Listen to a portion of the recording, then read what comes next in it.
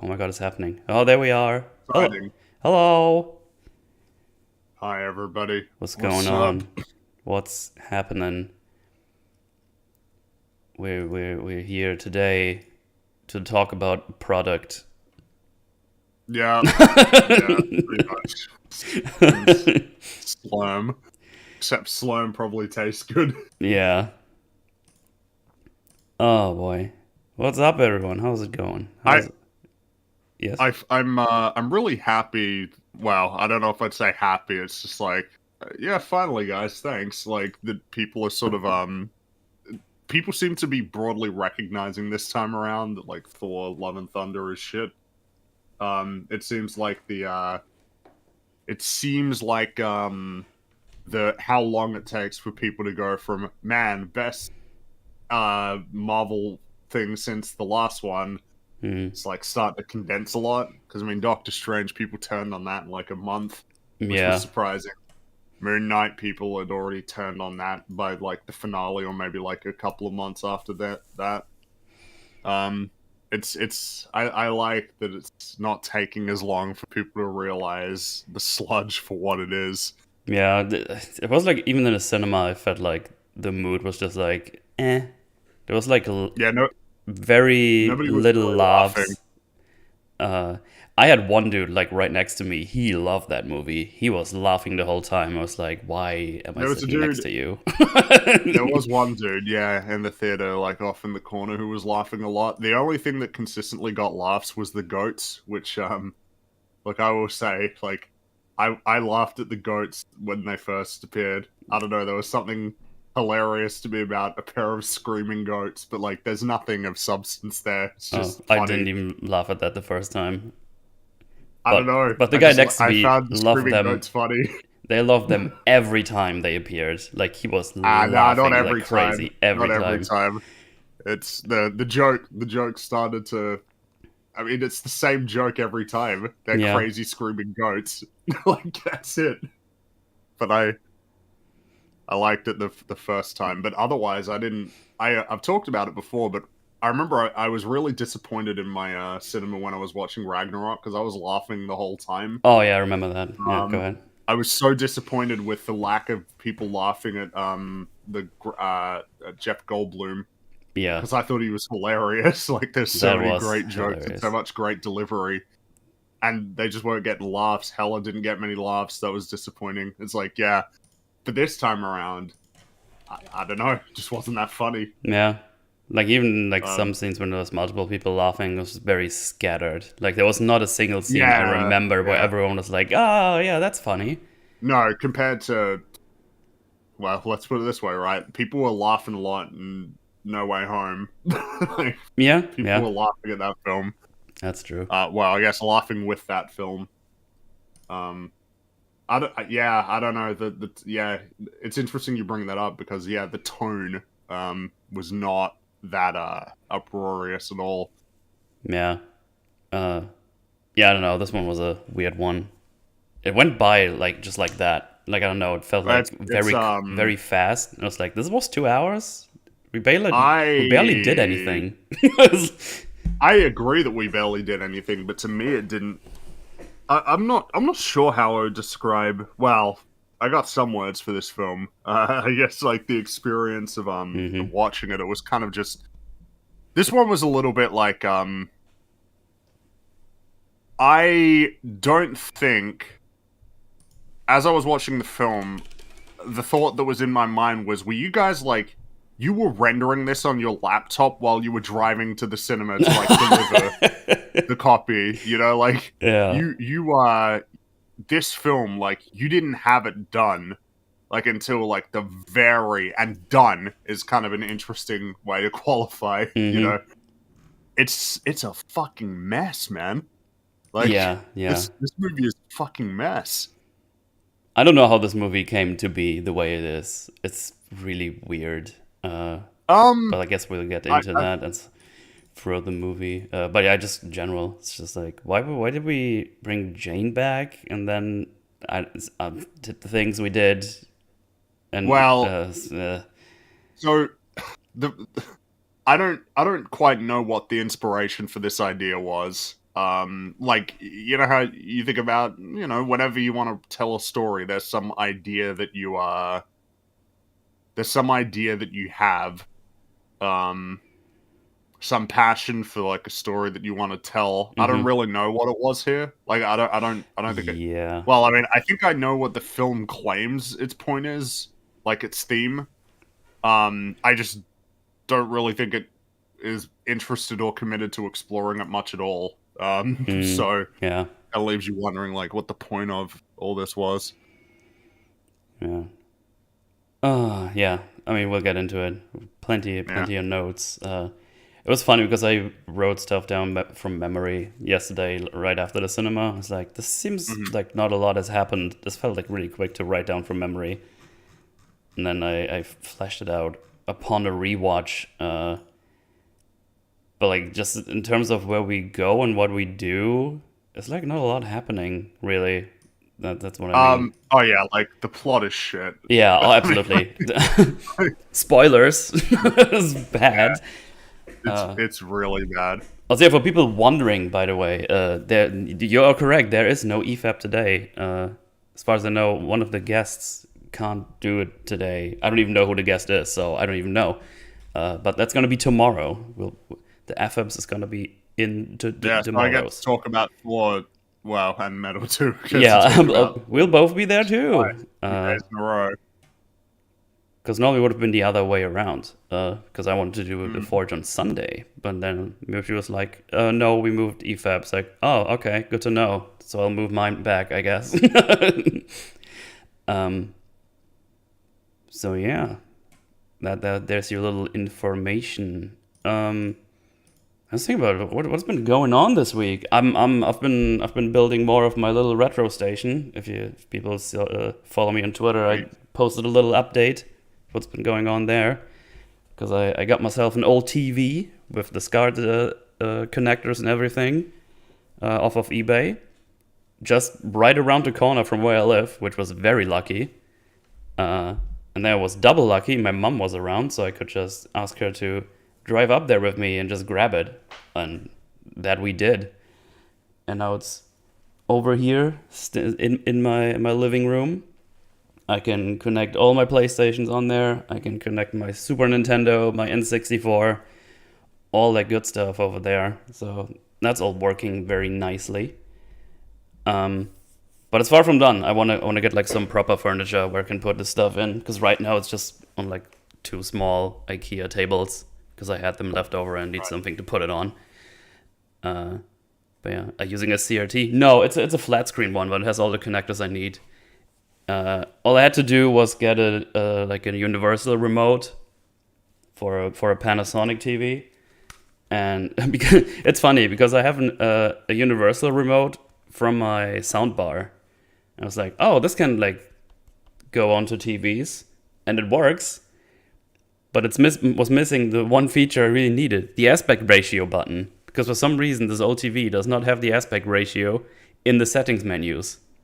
So I could do everything I needed except changing the aspect ratio. And the problem was, for some reason, it was on Zoom 1 or something. So it was zoomed in, and the picture was like cut off on the top and the bottom. So it looked really bad. Yeah. And now I have an aspect ratio button, and it looks pretty nice. And yeah, I'm also able to capture it on my PC now, so I can stream retro games from the actual hardware now, which is pretty cool. So there you go. That's what I've been doing. Well, except working more on the John Wick script, which I think is going to turn out to be a pretty long boy. Because man, I'm like half an hour in. I think I'm like 18 pages. Which for me is a lot, so we'll see. Mm-hmm. It's still a first draft, so it's still kind of chaotic. Because I think Tends to be the case. Yeah. Because I started with characters months ago, and I have like all the characters written out, and then I started doing the plots. All the characters are below, so now there's just shit doubling up everywhere. And then I'm just gonna get this together. You know how it is. But yeah, that's things I'm doing on the side on top of just streaming more Majora's Mask, which is still a good time. Yeah, that's over on the Twitcheroonies. You've been doing more of your pixel schleams, right? You posted some cool ones Yeah, on the Twitter. It's been fun, but otherwise it's just working on projects. Yeah, yeah. Looks like your endgame video did pretty well. I was happy to see that because it was a good video. Better than I was expecting. That's for sure. Yeah, it's awesome. I was expecting 300,000 views. Yeah, it's great. But yeah, it's just on to the next thing. Keep on trucking ahead. Hell yeah. So much work to do. Yeah. But there it is. That's the thing. But yeah, I was in the cinema yesterday. Yesterday, yes, and watched this great movie. Unfortunately, I've seen Twitter things before, like the general feeling about the movie. It was like, oh, good, this is gonna be shit. It was. Yeah, I basically ruined just a nice little 40-minute bicycle ride with a 2-hour Thor movie. Man. Yeah. It was a nice day yesterday, and I was like, oh, I can go to a bicycle, it's gonna be great. And then I had to be in the theater, not even eating popcorn or nacho chips because I'm still doing my diet. So, last 7 times I went to the cinema, I hadn't had any of those. So I can't even look forward to that. And I was like, oh, great, I'm just gonna go and watch this shitty movie and have a Diet Coke with it. Yeah, what can you do, really? Yeah. 40-minute bike ride for an MCU movie. It's 20 minutes to the cinema and 20 minutes back. Yeah. It's a nice little path to ride. The link has been posted in the Mubler Discord. Thank you, James. Appreciate that. Nice path to ride to watch something that sucks. I guess, yeah, it's probably worth talking about. I guess, like, the broad overview of Thor Love and Thunder. Hang on, I kind of want to read out the tweet Mutually did, where he described the movie because I thought it was shockingly spot on. Yeah, it's really apt. Oh, there it is. Thor Love and Thunder is like a film made in a movie factory that was made by a factory that was made by robots studying human statistical reactions to sense data without knowing what a joke or drama is. It's a mess doesn't even come close to explaining this thing. I had a really good laugh when I saw, I like your little slurm picture below. That's just what it is. Yeah. It's, I think what's become very clear with, this might be like more the kind of like, so where does that leave us, part of the discussion? But something that I've noticed is, I wonder if it's a surprise that sentiment towards the MCU has turned substantially in the face of a lot of projects that people expected to be breaking the mold that didn't, like Moon Knight and Doctor Strange. Moon Knight because of the character, Doctor Strange because of the director.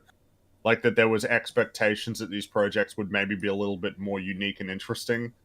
And because they weren't, it makes it really clear that none of them will ever be anything different.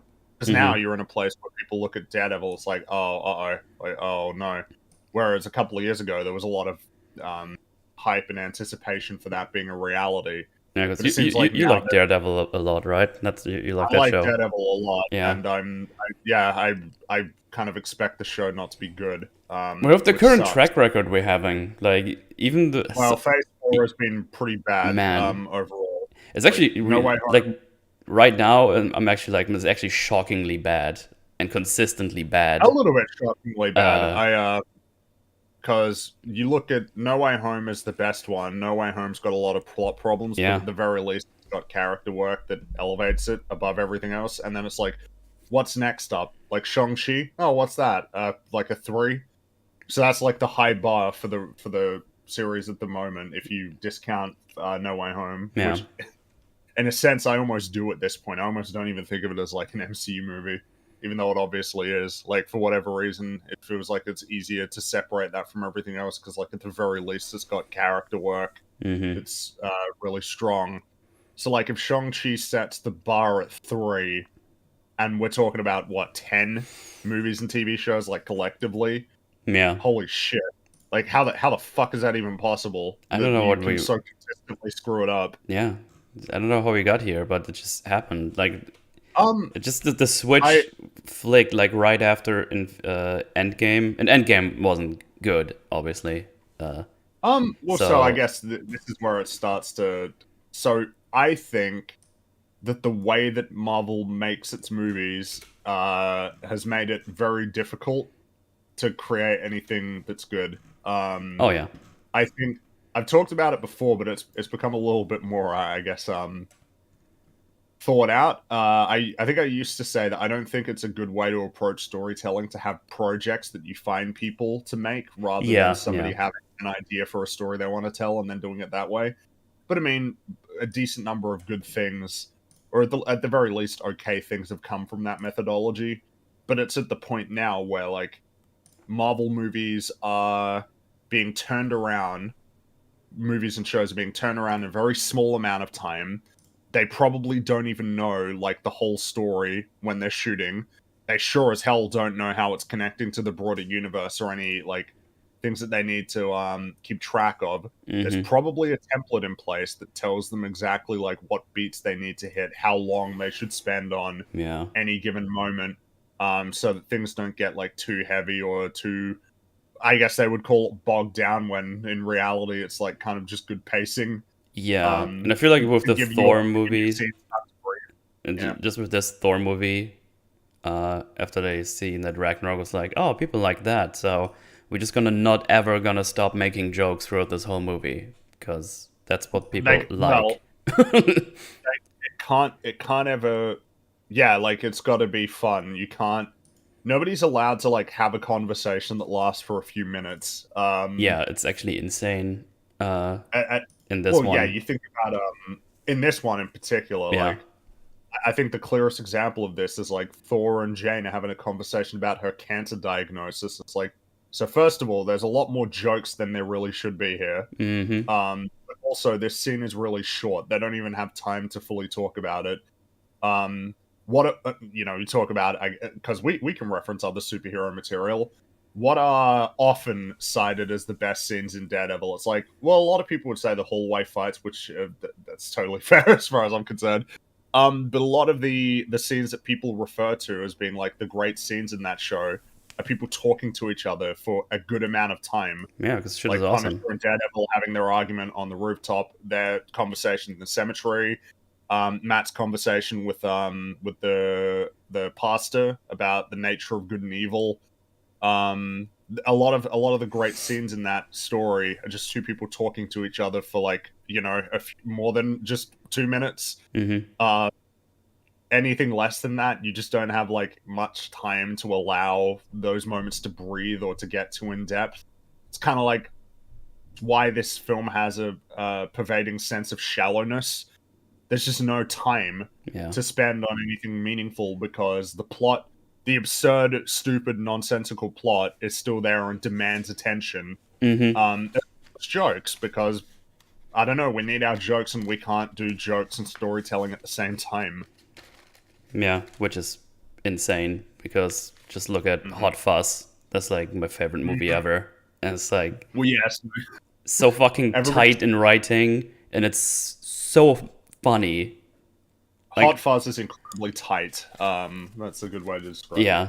Uh I don't know. Everybody's seen the That's like tweet. the prime example of when people say, "Oh, you can have funny and no good writing." If anyone says that, I don't even Well, know. yeah. There's probably people out there who say that, and it's like, Well, "Oh, you've just seen look the at these tweet, other right? movies that do it really well." Have you seen the tweet? The Uh, tweet that everybody's clowning on. which one? Where it's like, Thor Love and Thunder is a comedy. Like, don't go in expecting groundbreaking cinema. Just turn your Oh brain yeah, off. yeah. I've seen the Yeah, one. It's so like, wow, you just preemptively go like, "Oh, I'm just gonna not expect it to be any good at all. I'm just gonna well, laugh at so the funnies." that is a that tweet. There's so much to mine from that Oh yeah, sentiment, and I'm glad that it seems like a lot of people aren't accepting that right now. That makes good. me They happy because shouldn't. it's a really, yeah, it's not a good attitude.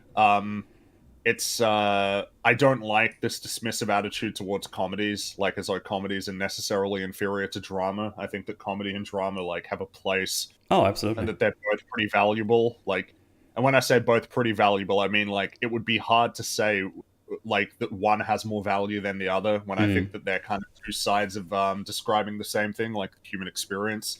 I always like the quote, tragedy is first person, comedy is third person. I think it's kind of reflective of the nature of comedy Hmm. and its relationship with drama. And I really don't like this attitude of, yeah, it's comedy, it's dumb, stupid, it doesn't have anything meaningful to say. It's such a shallow perspective Yeah. on, Almost and 50K people like that tweet. Jesus fucking Christ. Or did, 35K. did get That, did get a decent amount of quote tweets though, so yeah. all things balance. Here's the thing. I think a lot of people who like these tweets, they don't even understand what they're liking at that point. They only see like, oh, I'm just gonna turn my brain off a little bit and have fun with the Well, movie. it's probably a stance that nobody is going to really have if they interrogate it a little bit more. Hmm. It's what I think what I find most amusing about that kind of perspective is, so you think these movies are like shit. That's a weird, it's weird to like kind of admit that they suck when they inform such a large part of your identity and Yeah, like what you enjoy. It's odd. it is odd. It is really odd. But I mean, it's Twitter. I mean, you can just post Hmm. a thumbnail with a length, and that gets 50 million likes. It's like, okay. I'm sometimes surprised when a tweet of mine goes like around for my not fucking. I'm missing a word right there. If like some random tweet I do of suddenly goes around. I think I tweeted something after we watched the Suicide Squad, Hmm. and I get like 2,000 likes. I was like, the fuck, why that happen? But I Yeah, guess who it's knows? just like, okay, I guess it got grabbed by some magic algorithm on the Twitter machine. It's like, here, watch this tweet. He said the movie is better than all the other ones, or something. Yeah, it's Twitter. It's the same with YouTube. Like uh, some of my archive VODs that I have on the archive channel, like a random one, like in the middle, like part 7 of one of my playthroughs has like 2,500 views, and it's like, why? It's just one of my. Mm, Go watch the other ones too. It's the same yeah. content. But yeah, it's a funny thing to look at. But yeah, that tweet is just yeah, it's insane. But I'm not surprised a lot of people like that because they don't think about it further than just reading the tweets. Like, yeah, I like fun stuff. Like Yeah, I get, but it just doesn't seem to be like working this time. I think people are no, responding. I think it's I been don't know if I'd doing. say broadly negatively, but you know, No, I think it's doing worse than multiverse at the moment. yeah, Multiverse was getting praise at the like when it came out. Yeah, It took a little while for the sentiment to yeah, sour, but I think at this point it's fully soured. Well, not fully, but yeah, yeah. Yeah. pretty soured. Like you'll be hard pressed to find someone who says, "Yeah, that film was like really well written." Like that's not. Yeah, That's, I was talking to that, some friendos last night after it while I was taking my notes. And it's like for some of my IRL friends, and they just watch stuff. I don't think they talk about it like we do, obviously, because then they would talk about it with me. I hope.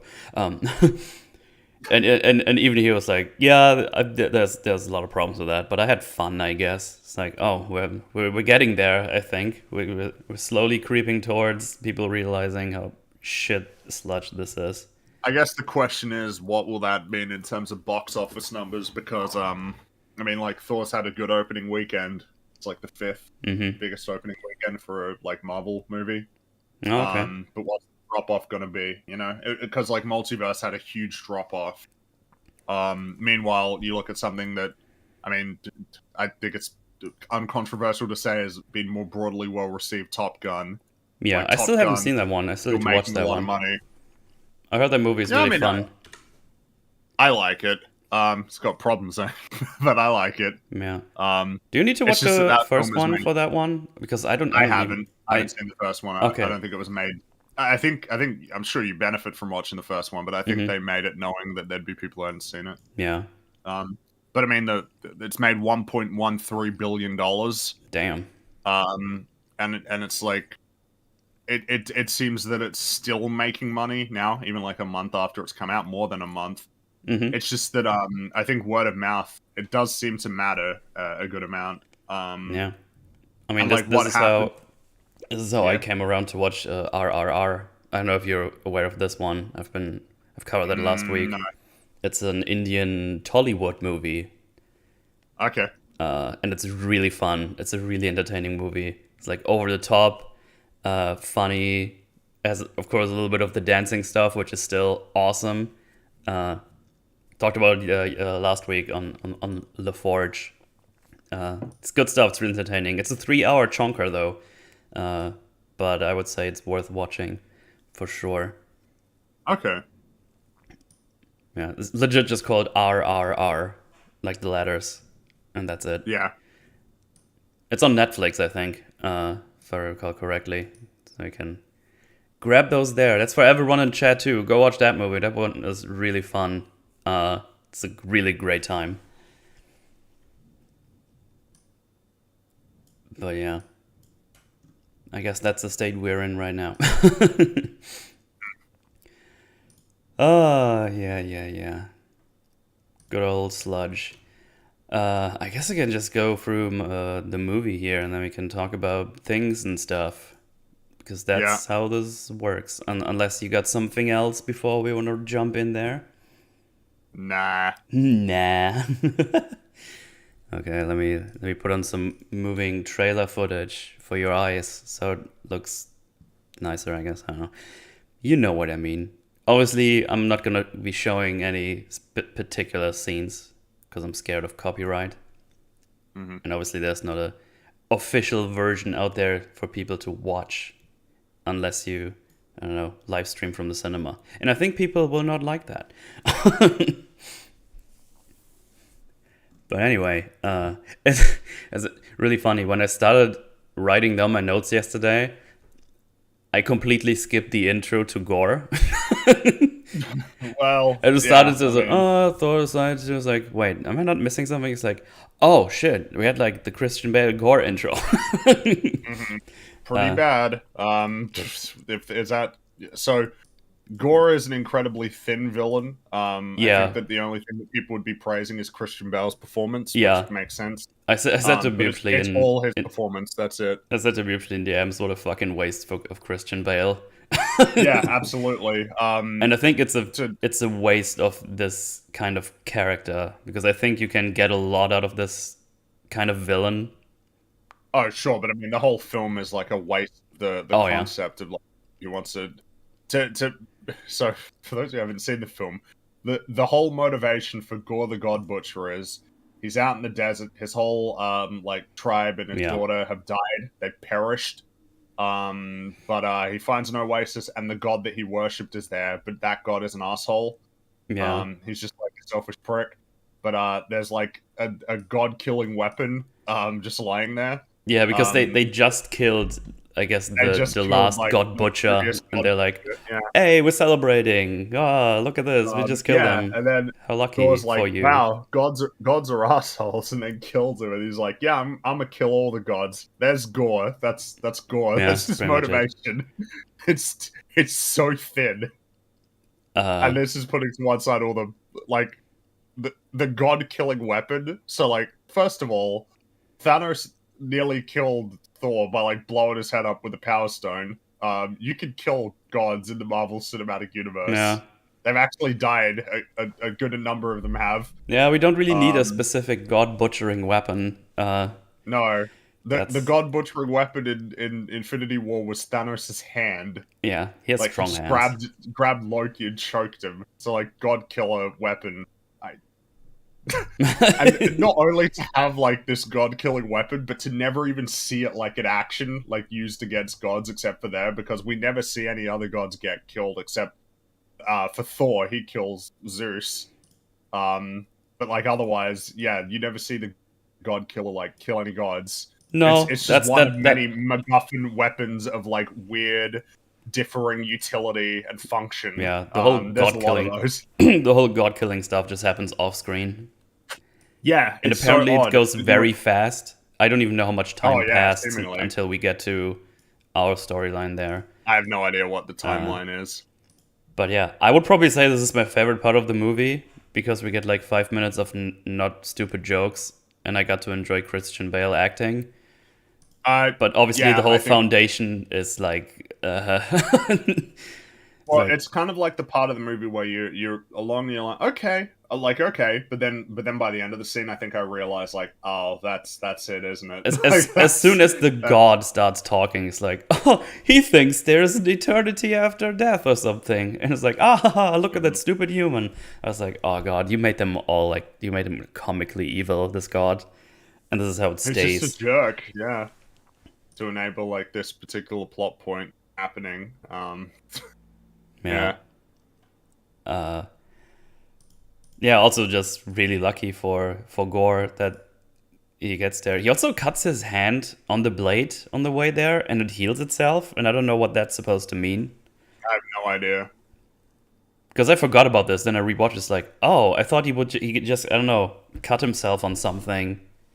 So I don't know if he Mm, already got infected by the blade when he got on there.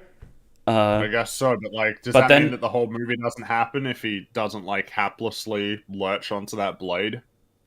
I don't know. But then doesn't he get like called from the blade when he's on the way to the oasis, or does he just find it? Actually, not sure if he I think hears it's like a just voice. laying there in the oasis. It's like there, just kind of laying Oh there. yeah, yeah. I was just Um, wondering if he just sees the oasis and goes over there, or if yeah, he he does hears. just see it. He It's just just sees it. there. He Okay, sees okay. it. Yeah, just Yeah, chilling out in the because they desert. make an effort to show him. It's like, I cut myself, and then it closes back together immediately, so he doesn't have a wound. Mhm. So I guess Yeah, he gets the powers already there, kinda. But then he has to mm. summon the blade as well. So I don't know what this part means. So And by the way, it's weird. something worth pointing out as a trend, thus kicks off Gore, the latest in a long line of Marvel Phase 4 villains that Yeah. has stripped in a large part of their autonomy and is presented as being corrupted rather than like actually making decisions. Mm-hmm. It's actually kind of insane when you line it up. That was Taskmaster, when we was being manipulated by like I guess the dragon off on the distance. Um, Now I guess you would include Spider-Man as well, right? The villains, but they were evil, Yeah. and then they get helped out. Wanda was corrupted by the Darkhold. And yeah, now we got Gore, who's corrupted by the Godslayer, the only villain who has been like of able to make his own choices was Ethan Hawke in Moon Knight, Yeah. and whoever was in Hawkeye. I guess Kingpin got to make choices. I guess it's just kind of funny. Oh, and of course as well. Well, and I guess the other exception would be Icarus, but the recurring theme is that a lot of these villains go good right at the end. Like Oh, yeah, that's true. more than not, like pretty much all of them. It's kind of funny. Yeah, now that you mention it, it's like, you're right. Hmm. Because in this, at the end, it's like, oh no, what have I done? It's like, yeah, Yeah, kind dick. of. uh, yeah, and also the god has like looks like really weird CGI'd when Yeah, he it goes was to pretty grab obviously. Gore and chokes him. He has like this super weird pose. It almost looks like a standard pose, like an idol pose, where it's like his Yeah, fists behind him. thus begins the treasure trove of bad CGI. Oh, there's so much where In you're this like, film. this looks off and this looks off. This film just looks bad Yeah. visually. It looks really bad. And Again, there's kind of no getting around it. go watch RRR. That CGI is fucking amazing. There's some wonky stuff here and there, but awesome stuff. You should. I found that movie initially because I watched a Corridor Crew video because they were talking about the CGI in that, Mhm. and they showed some clips from the movie. It's like, this looks fun. I'm gonna watch that, and it's really fun. And the way they handle the CGI is really great as well. Apparently, they had like over 1,000 extras in that movie. Because for example, Right. you have like a wide shot of a scene of like a huge crowd that's about to rip down a fence, and the way they did it is basically the first one, two, or three rows of people. Those are all real people, and they're like shaking a real fence, and the rest behind them, that's CGI. So if you get like close-ups, that's all real people basically every time.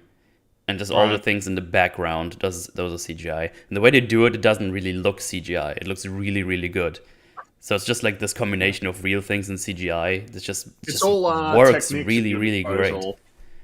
Um, Something that I saw yesterday on Twitter that was pointed out, which just kind of lines up, is this is the first film to use the volume that has been talked about. You know, like Mandalorian, Batman, where like Hmm. it's not green screen. It's like you have it projected like on the Oh screen yeah, surrounding them. where the stuff is like kind of Uh, moving around when they move and shit. Yeah, well, it's just it's physically there and it's yeah. reflected Oh. in the lighting. The Batman used the volume like whenever they were up on the rooftop. That Hmm. wasn't a city, that was a volume. But it's a really great effect.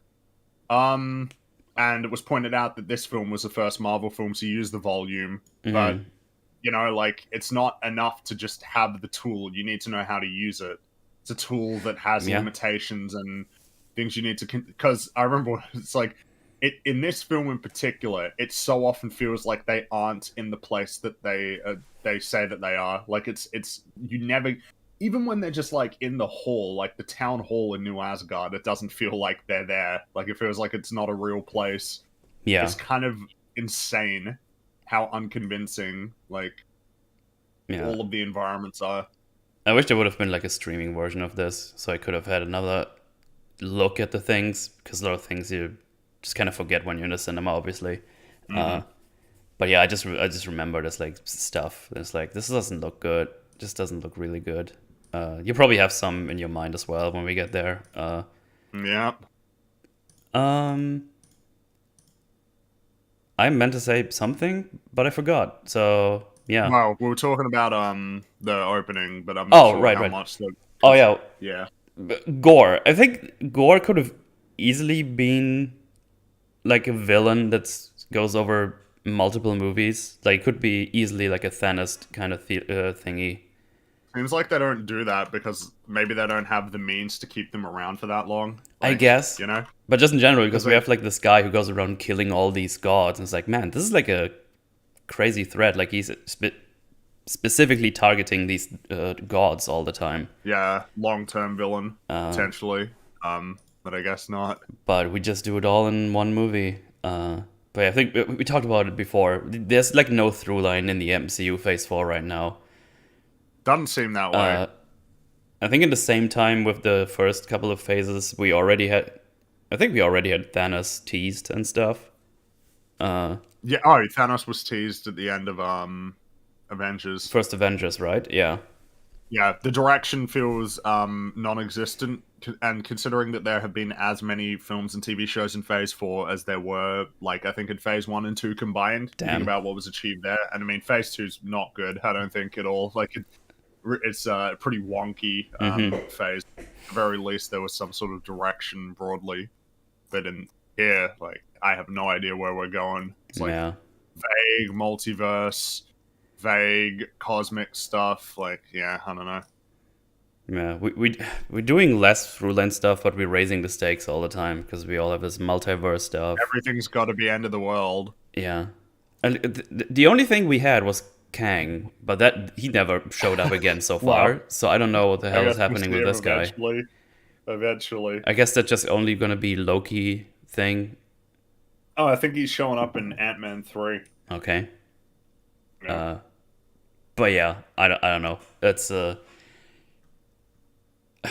I want to see the next DC thing. I don't know what's coming out of the DC, but I'm more Black interested. Adam. Black Adam. Oh shit, never mind. Yeah, I'm not very interested in that. I saw the trailer Personally. again in the cinema, so it's like this looks just super lame. I don't I know. find the shtick not that interesting.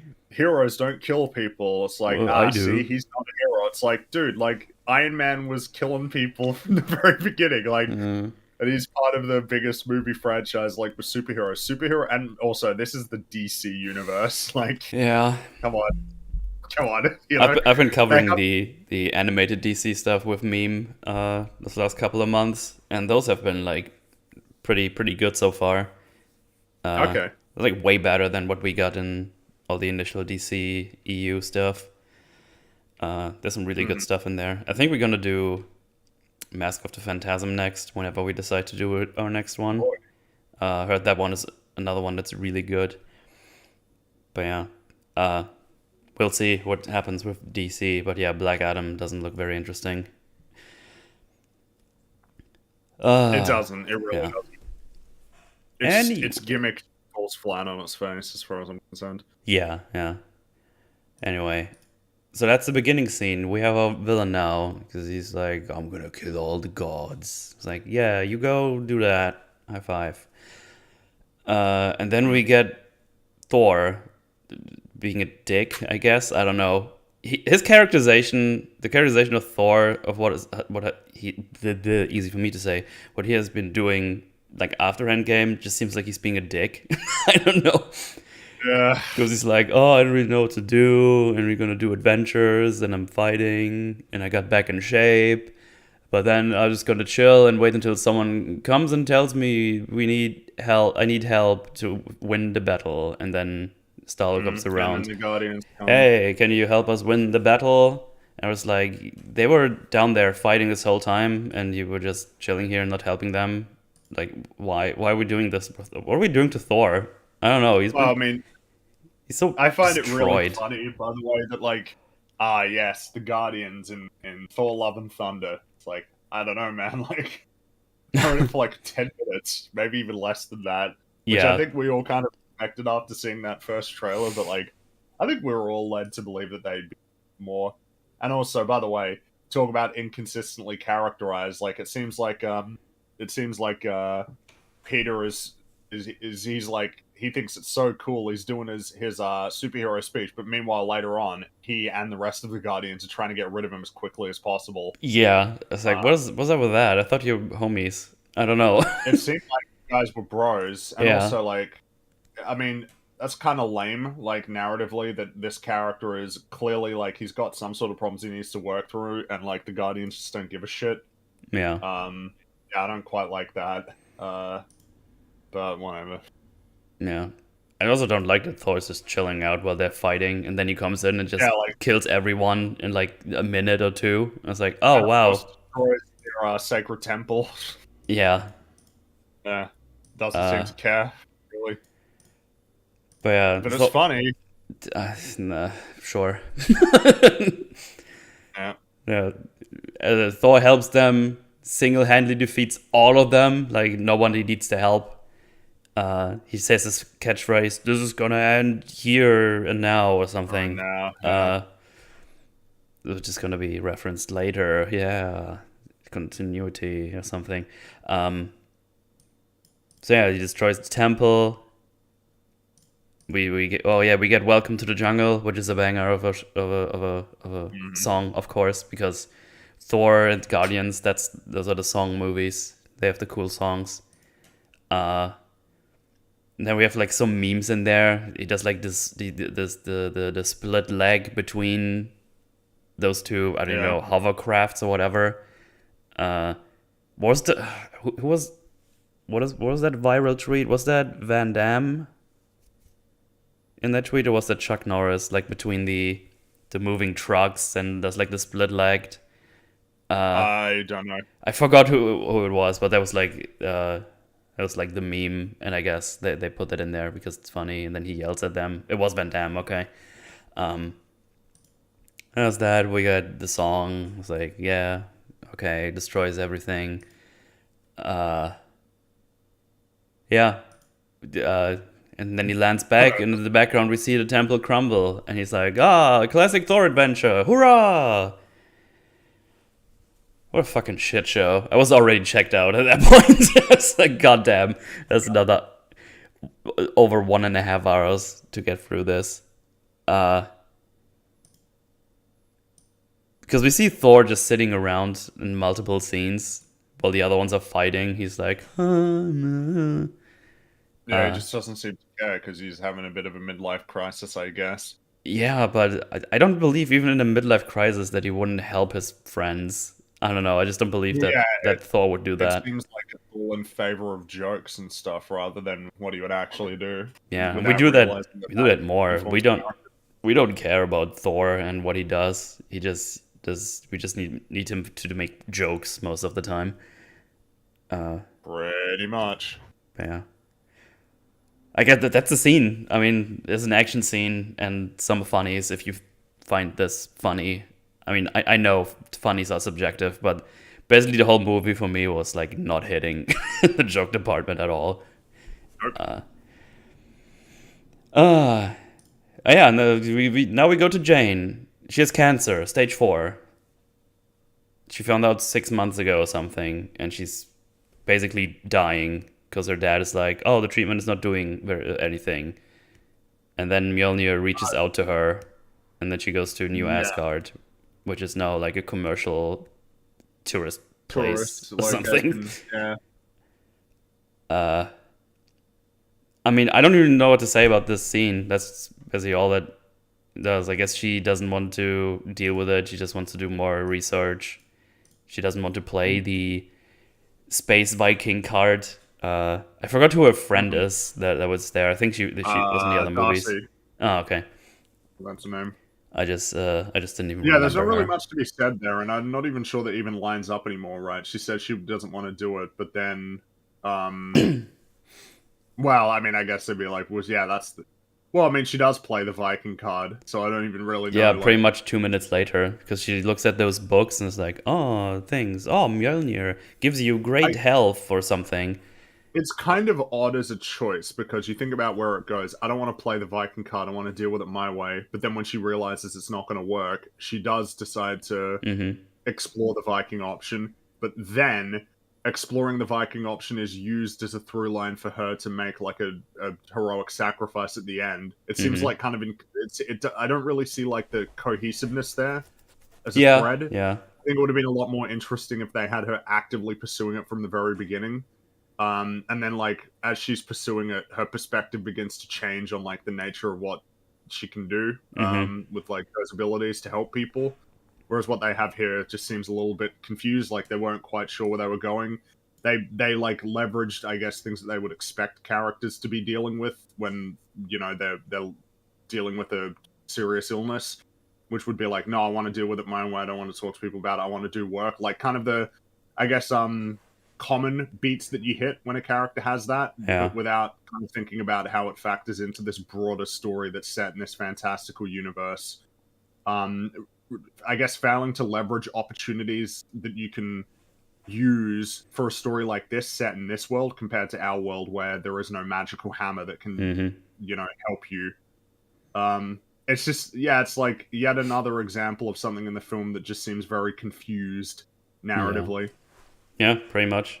I don't have anything else to say about this scene. That's all that happens, and it takes like 7 minutes. Because they joke around about she having cancer. It always, man, like, I don't know what it is, but like the jokes really seem ill-placed. The ones that revolve around the cancer diagnosis. Like, I don't know what it is.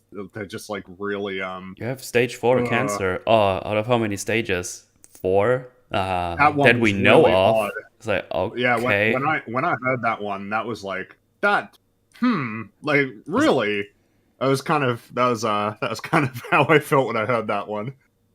Yeah, I don't know. This I think, let's see, next we get like Valkyrie introduction. Like, she's like the leader-ish of New Asgard while Thor is not around, I think. New Asgard, yeah. And but she doesn't seem to enjoy it that much. Yeah, she does like ads and appearances. Like there's a well, sorry, we can talk about this. Old Spice ads and stuff.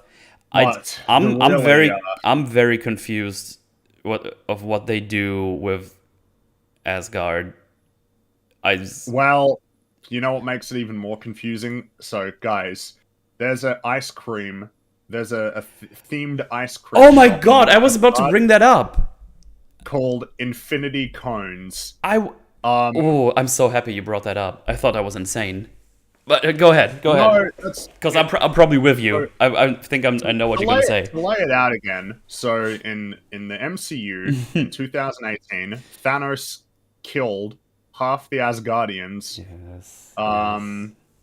in order to obtain stones that he put in this golden gauntlet that he then used to kill half the universe. Mm-hmm. What, 5 years after that happened? 5, 6 years after that? Mm-hmm. In the town where the survivors of that massacre live, they decided to build a ice cream shop that is themed around the person who killed half of them. Yep. They put the It's insane.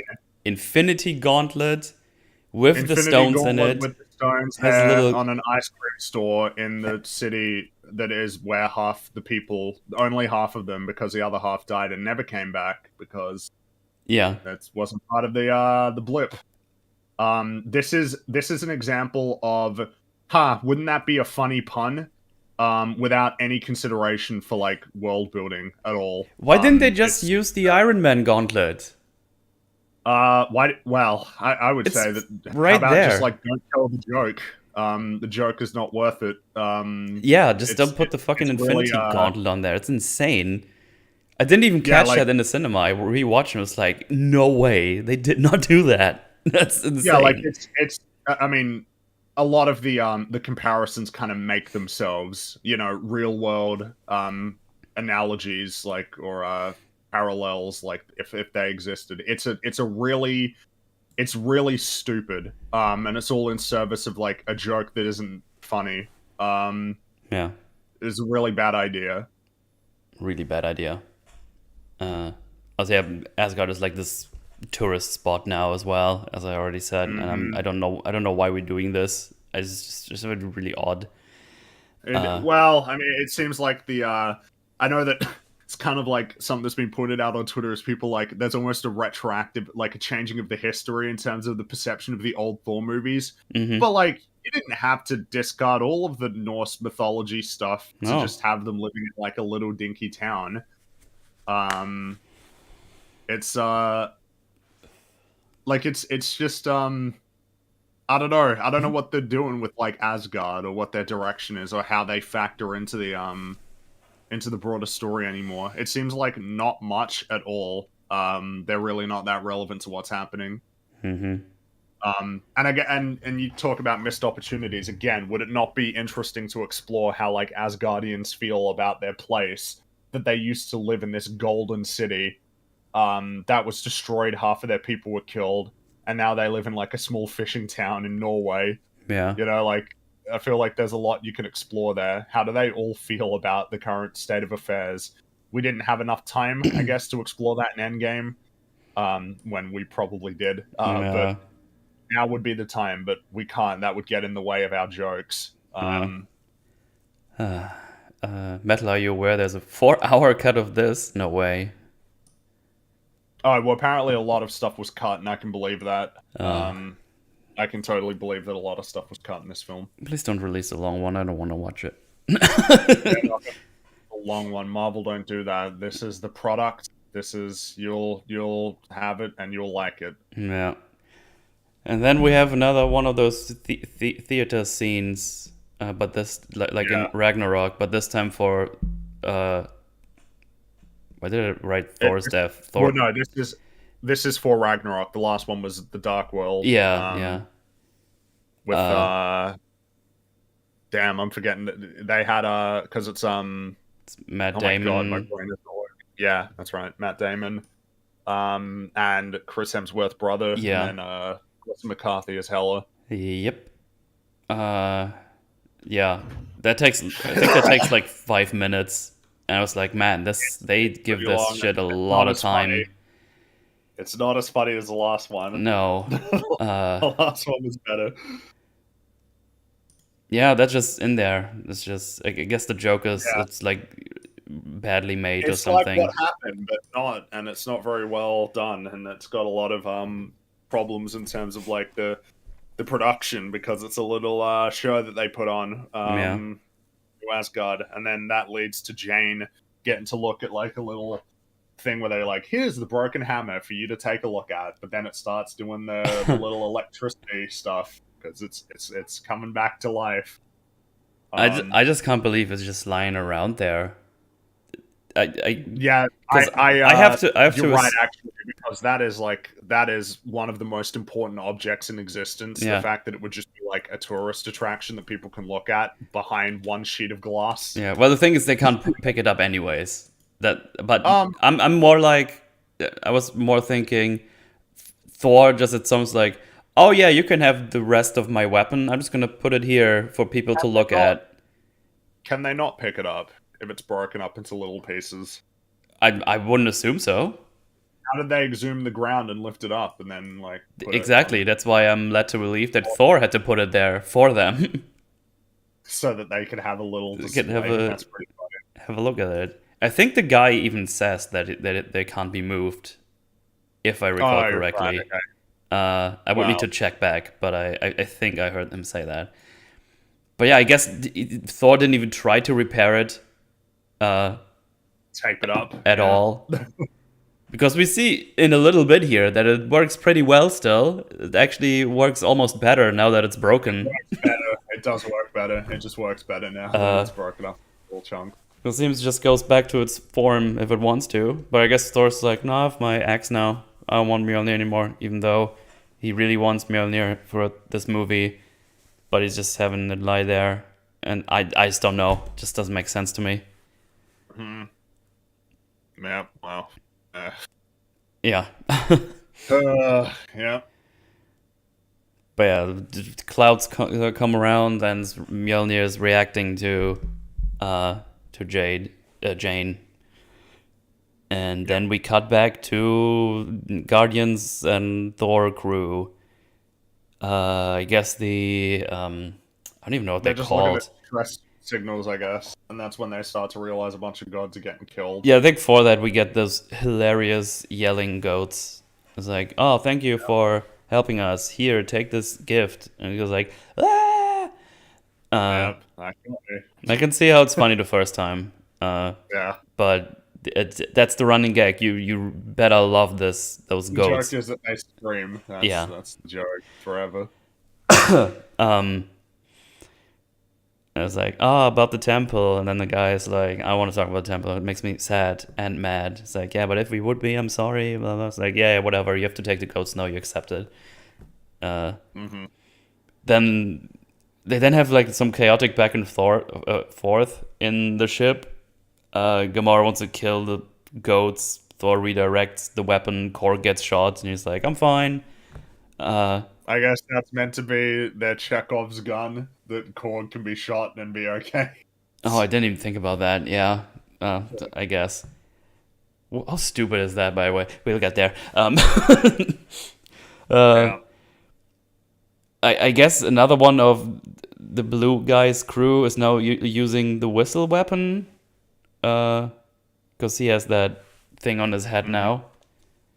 And apparently the joke is that he marries on every planet he is on. I guess. This is like LOL, so random kind of jokes here. I was like baffled. It was just shit happening, and I don't remember anyone laughing out loud in the cinema. I don't know. It was just like, look how random we are. But yeah, then we get to those distress signals and see that Sif is in trouble. Yeah, Sif is in trouble. You're about to get one of two scenes with Sif in this whole movie. Wait, there's a second one? Oh, the other one is a flashback? Yeah, for like 10 seconds at the end, she's training. I didn't even notice that was her. Yeah, what wasn't there like a level of marketing of like, well, not like extensive, but like, yeah, Sif will be coming back, and then once she come back for like a joke at her expense, and then training at the end of the film. I don't understand a lot of the choices they made in this movie. Yeah. Wait, did I mix up the characters? Did you say Gamora? I did. Yeah. You mean Nebula, I think. Yeah. Honestly, I've written down in my notes Gamora because I thought that was the correct name. Sorry, Chad. My bad. It's Nebula, obviously. I'm a flism. Right. Yeah, they get all this distress. Sif is like, help, Thor and looks into like her distress camera or something. I don't know. I guess she has a distress camera. Just, yeah. Let's see. I think this is where they decide to split up before he checks on Sif, right? Mm-hmm. Yeah. Yeah. This is it. They're so ready to get rid of him. They just don't want to be with him anymore. Thor and the Guardians decide to split up. Thor and Quill have like a little talk. About the nature of love and loss and everything. Yeah, it's like, oh, hopefully you can find something that makes you as shitty as I feel, or something along those lines. This is the theme of the film, I guess. It's better to feel shitty than nothing. I think that's the theme of the movie. I would say. Yeah, that's the only thing I could tell you, to be honest. Mm-hmm. Yeah. Yeah, Stahl tells him that after all these thousands of years, he doesn't know who he is, and hopefully he finds something to feel shitty for him. Yeah. Yeah, great. Thor still is like, oh, I'm the leader. You can take care of my crew, and you can have my ship. And Quill is just like, oh, you're giving me my ship. Thanks. Yeah, it's kind of not that funny, and I don't even really think that this would be a perspective that Thor has. He knows it's not his ship. I found that kind of amusing the first time they did it in... Was it in Ragnarok? In Infinity War. Was they Infinity War? Like a dick measuring contest about who's in charge. But I guess that just goes through here and through this whole time they're together. I wonder how long they have been together now. I don't know. No idea. Probably a decent amount of time, right? Because Infinity War takes place in like Endgame is 2023, so it might be a few years. Yeah, must be. But I guess that didn't do anything in terms of building a relationship between these people. No, because I thought Guardians 3 is gonna have Thor in it, but I guess they're separated now again. In much the same way that this film didn't have the Guardians in it, that film won't have. Because if he would have asked me, I would have probably guessed they released the other way around, so we get this relationship between Thor and the Guardians, and then it's too expensive. It's too much money, and then they can split up after, because Guardians 3 is still gonna happen when he's done with the other things. So I was surprised they didn't do it the other way around. That's what I'm trying to say. Seems like it would make more sense. It's because James Gunn was busy making DC stuff for a while there after they fired him. Yeah. So right. This was Taika Waititi. That's different people. Yeah, of course. Yeah. So it's a timing thing. Okay, yeah. No. And we can't wait. We have to produce the sludge. The sludge pipe must continue. Yeah. We must press on with the also sludge. Get all the things that drip off the sides and put that out there as well. Make sure to get him back on. No sludge goes to waste. No sludge goes to factory line. God. But yeah, they go to where Sif is, some ice planet, and they see that I think the name was Gralagar, the big god that has been slain. Yeah. That was your title, your trailer bait, because that thing was in the trailer. Yeah. Apparently, it's one of the nicest gods you would ever meet. But it's funny because he looks kind of scary. Yeah, I didn't even catch that as a joke. I was just like, oh yeah, I guess. Yeah. And they find her, and because we just have to do more jokes. They find her. She lost an arm, and she's like, oh no, let me here. I want to go to Valhalla and die. And then Thor's just like, no. Kind of weird you say that, because you have to actually die in the battle, not after the battle. Maybe your arm is in Valhalla. I kind of chuckled at the arm one. That was right. But why wouldn't she know this though? I don't know. She goes like shit. Warrior. Yeah. Well, they thought that was really funny, but she would know that. Which is, by the way, kind of awkward, because Jane goes to Valhalla at the end of the movie, even though she dies after the battle. So, well, I guess they would consider that in battle, whereas with Sif it was a few hours later. And also, why did she send the message if she didn't want help? I guess maybe just to tell Thor, like, hey, yeah, buddy, like, it's all gone wrong. You gotta go save Asgard. All right, I'm dead. Yeah. I guess if it was a couple of hours, it kind of checks out. She'll just get a robot arm anyway. I don't know. Like, yeah. in this universe. It's all Disney. They can go to Tatooine, get some parts. Yeah, well, it's the same universe, isn't it? But yeah, and then she also tells him, like, oh, by the way, Asgard is next. Okay, bye. Yeah, I don't know what happens after that to her. I don't know. I don't know why Asgard wasn't first, considering that the whole objective of Gore is to get Stormbreaker. Not sure why he was fucking around killing all these other gods when his actual goal is to get Stormbreaker. I don't know why he didn't just go to Thor first. Yeah, he's just kind of fucking around. He wants to kill all the gods, even though his plan is to kill them all with that wish. Yeah, exactly. With the remember the prophecy that revolves around a weapon that didn't exist until 2018. I don't know how that follows really. I actually talked about this with the friendo yesterday, and I think he kind of convinced me that it was probably the Bifrost that is the key, and not the weapon itself. Okay, well that's why would the Bifrost be the key though? Like I don't know. What does any of this have to do with anything? I don't know. Maybe because then because that's what I've written down. It's like, how is this the key when it never existed before? But if it's a Bifrost, we also have to assume that all the other gods have some kind of Bifrost, but with another name that does the same thing. I guess we don't have to assume. Maybe that's not the case. Maybe it is specifically for like the Norse gods for whatever reason. I don't. I imagine that if I dig into it more, I would not be satisfied. Because Zeus says, "Oh, don't worry, he doesn't even have the key, so he probably knows what the key is." He knows about it, and I guess he just doesn't care. Yeah.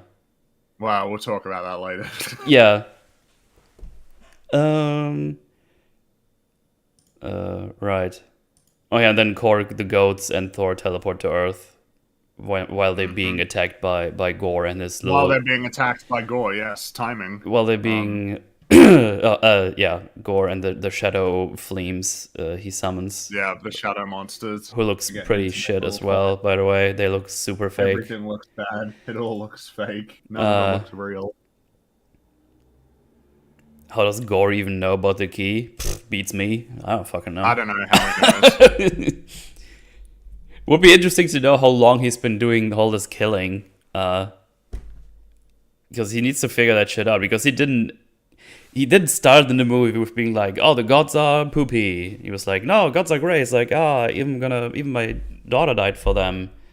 And then he decides to do that. But then we see his little plan table thingy. It's like, oh, it's a Bifrost. So I don't know. I don't even know how we found that out. We don't get to know. Must begins a pretty bad action scene. Yeah, just kind of haplessly walking around fighting monsters, and everybody's having their little fights. Yeah, all the soldiers of Asgard are doing a little fight stuff as well.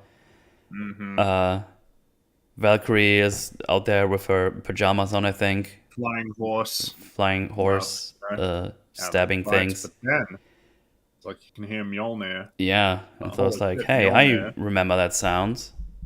And it's like... And then he tries to grab Mjolnir, but Mjolnir flies away, and oh, look, it's Jane. She's, wow, he can't tell it's Jane. But yeah, like, hey, who's that new guy? Oh, you're gonna like that new guy. It's like, oh... I don't know why... I don't know. I feel like it might be pertinent to tell Thor who actually has his hammer, right? Like, what if they're actually like he assumes that it's a good thing when it might not be that someone has his hammer. Yeah. But if he said it was Jane, I think he'd immediately be. But no, we got to have the reveal, even though it's not a reveal, and we know it's Jane. Yeah. Right? But we see her in all the trailers. Yeah, exactly. But I mean, the whole. I find it really funny that, like, the hammer is better now that it's broken, because you can split it off into all these little parts and, like, have them fly around as projectiles to kill the it's really I guess, useful. shadow. Really useful. It's incredibly useful. But then that's like when we find out it's Jane after Thor, I guess, because he's kind of like he just now this to me felt like the clearest example of you had toys you needed to sell. And like Thor just, I don't know, on a whim changes his suit and then gives himself the stupid helmet that he never wears again after this scene because it wasn't real, like it didn't exist. They hadn't figured out quite yet after the focus group testing. It wasn't done yet to know what it would look like. So that was why they had to probably CG it, and probably the same with Jane's helmet, which is CG and does Mm-hmm. not track very well. The helmets look like shit. They look Yeah. really bad. It's not good. I mean, the worst shot for the helmet is definitely when they're on I don't know, like Zeus City or whatever it's called, and they're just walking along, and it's Omnipotence like a City. long, yeah, a long 1 minute uninterrupted shot where like Jane's got the helmet on, and it's so obvious that it's not on in her face, and like the tracking isn't awesome, so like you can tell it's not moving in sync because it's not a physical object. Yeah. Because I guess they hadn't finalized the design when they started shooting. Because I mean, surely, of course, it would be easier to just have a helmet Of that course. she can wear, Of course it is. rather than some fake bullshit that doesn't look real. So much but, work yeah. and so much money just to put Yeah. that helmet on her face. Some poor visual effects guy probably had to do it with no tracking markers. Yep. Had to make multiple revisions of that helmet because they hadn't decided what the best one would be for focus group testing or whatever. And the end result is everything looks like shit. Yeah. Because that shit is hard to do. Like, I only know it from, like, editing, like, my stream highlights when I put, like, a little avatar on someone else's face. It's like frame by frame. And just That's go what frame it by is. frame. And then, now imagine you have to make that helmet first. Make the different sides of the helmet, because she moves her head, obviously. And then you have to put them in at the right time. And shit can be finicky. Like, you can go frame by frame, it still doesn't look good. So, yeah, it's... Yeah, it's planning, as you said. Yeah. Also, yeah, Jane is really good at fighting for no reason at all. Well, so I don't have any clue like how long she's been doing Thor stuff, but I'm pretty sure it's Just not been now. long. She just started. I guess she did just start. Maybe like I don't know, like the hammer imbues you with all of the talents in terms of fighting. I guess. Because Valkyrie even says, oh, she's just doing this for a hot minute or something. So I don't know. I guess Couple of when she weeks, says maybe. I wasn't sure. Yeah, that maybe it was a couple of weeks. Because you could also assume it just happens right after. Like, she gets the thing, it's just chilling out there, and then Gore attacks. Unclear. We don't have any feeling of where in time we are. Oh no. Which is Bloodline another. really It's the same problem like in Obi-Wan. Like, we just do things, and I don't know how it checks what is out. the time scale? I guess Thor has the benefit that they use the Bifrost ship thingy, so I guess they can move very fast, so you don't have the problem with getting from one point to another, I guess. No, remind me, the next thing that happens in this scene is the flashback that explains their relationship, right? Yeah. So it's probably worth talking about. So I can go through it real quick because I've written down. Yeah, sure, go for it. Because we get the story between Thor and Jane as told by Korg. And it's like, oh, they have a good time all the time, but both are scared to lose the other, so they put up barriers. Somewhere in between there, we get the reason why Mjolnir reacted to her, because apparently Thor accidentally put a spell on Mjolnir or something. When he, it's like, oh, swear to me that you always protect her when she's in danger. And then we see... Yes, we'll come back to that. We see like a rune that forms on there. He just does that by accident. We'll come back to that, I think, after you finish your song. Yeah. Also, this is where we start pretending that the weapons are sentient now for no reason at all. I guess they made that so they can have funny stuff, but it doesn't check out for me. I just find cringe. And yeah, at some point, Jane just writes him a letter, like she's doing her physics stuff, he's doing his Avenger stuff, and they don't see each other anymore that much. And Jane leaves him a message, or like a note, and it's like, we're breaking up. And I think that's about it, but it takes like 3 minutes. Yeah. The most important part to talk about is how Jane got to be able to pick up Mjolnir. It was the question that was on a lot of people's minds, pretty rightly, was why would she be worthy? Yeah. Not because she's like a bad person or anything, but just because we have a reference for like the nature of worthiness. Captain America, by Age of Ultron, after having saved the world 3 times, was not worthy of picking it up. Yep. Like, so the nature of what it means to be worthy is like some pretty significant like accomplishments and significant altruism. If even he can't pick it up. And so you'd be like, oh, so what has Jane been up to like in her regular life that could make her worthy? As it turns out, that's like not the reason at all. No. I think the film kind of believes that she's like she actually is worthy. I guess by the end of the film they'd be like, well, she was. It's like, yeah, by the end of the film I think you can say that she was. But the actual reason, like the reason in universe why she is able to pick up the hammer is because while Thor and Jane were like chilling out, like watching Netflix and stuff, Yeah. Thor was like, hey Mjolnir, like look after her, alright? And that was interpreted in the same way as when Odin did the chant in the first film of like, he who should be worthy will wield the power of Thor. So like the reason why she can use Mjolnir is because of a fucking loophole. Like a technicality. Yeah. I don't know why they would do that. I thought that they were going to address it because that needs to be addressed. Yeah. Jane believes she's like worthy of using it, but as it turns out, it was like a loophole. That I thought that was going to be a source of drama where she'd be like, wait, I'm not worthy. Wait, what the fuck? Like, I'm not actually... You're telling me that the only reason I can pick this up is because you told it to look out for me. I thought that they were going to extract drama from there because the reality is, this is not like a doomed concept. You can explore some drama there of like, wait, I'm not actually worthy. Are you, you know, or like, wow, so like the only reason I can do this, my legacy is tied to yours like inextricably. It's all about you. I can only do this because you let me do this. Like, there's a lot that you can tap there. But instead, it's brought up as like an offhand justification for why she can use it, and they do nothing with it, and it's pretty it's this is just I don't like it as like a choice. I think it's really lame. I think I would have preferred it if they just said that she was worthy for some reason rather than what they did. Yeah. You could blink and miss it that even happened.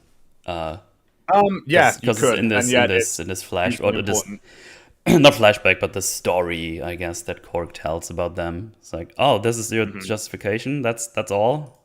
That's lame. Yeah, and also a problem, as you just pointed out. So, and I guess the film would counter argue because we'll later discover that when she is powered up, it's making her cancer treatment not work. So there is a trade off.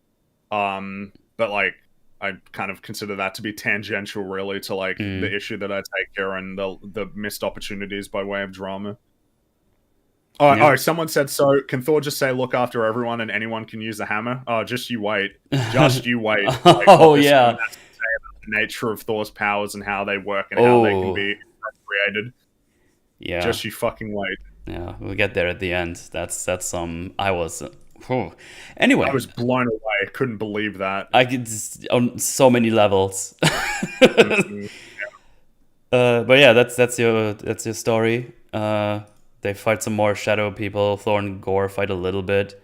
And they do fight and then jump around and stuff, and we get one of many examples in this film of you know how like if somebody were to jump really far and then land on the ground, the momentum of like that movement would kind of make them move a little bit, as opposed to like if I jumped up in the air and landed on the ground, like that would look different than if I jumped like 100 feet in the air and landed on the ground. Yes.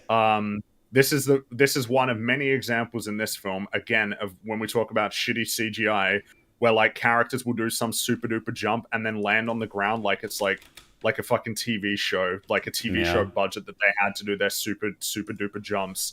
They do it so much where like there's crazy momentum and they come like to a dead halt as soon as they land on the ground because they don't know how to transition between like CG and real. This film looks really bad, and I'm gonna keep saying it. It's kind of wild for like $200 million. Yeah. Again, go watch RRR. That had a $72 million budget. Well, as people are pointing out, go watch Thor 1. Better. Thor 1 looks better. Oh, Thor yeah. 1 is 10 years old. Absolutely. But yeah, they fight some more. Gore is like a little bit at the advantage, but then Thor gets angry when he starts to touch his hammer, his axe, and he kind of yeets him around. Jane and Valkyrie come around, and he's like, "Oh shit, I'm at a disadvantage. I'm gonna flee, but I'm also taking all your children. Goodbye." And Yeah, I guess that was his plan. He went there to try and fight, but then it's like, I'm gonna steal the kids of Asgard. yeah, As part of his plan. I guess we're jumping the gun a bit, but this is probably important to lay out. So Gore believes that gods are essentially selfish. They don't really care about protecting normal, like, mortal people. That's just not an interest of theirs, like looking out for people. That's what gods do. Part of my plan to kill the gods who don't care about people is to abduct people they care about in the hopes that they will come save those people that they care about, and then I can leverage that against them to steal their weapon to kill them. These evil gods that don't believe in helping people. It's a nice, contradictory, fundamentally contradictory thing, and it is the catalyst of the plot. It is like the central plot point. It is the main drama, is saving the kids of Asgard, which, if gods aren't good people, you would presume that they just wouldn't care.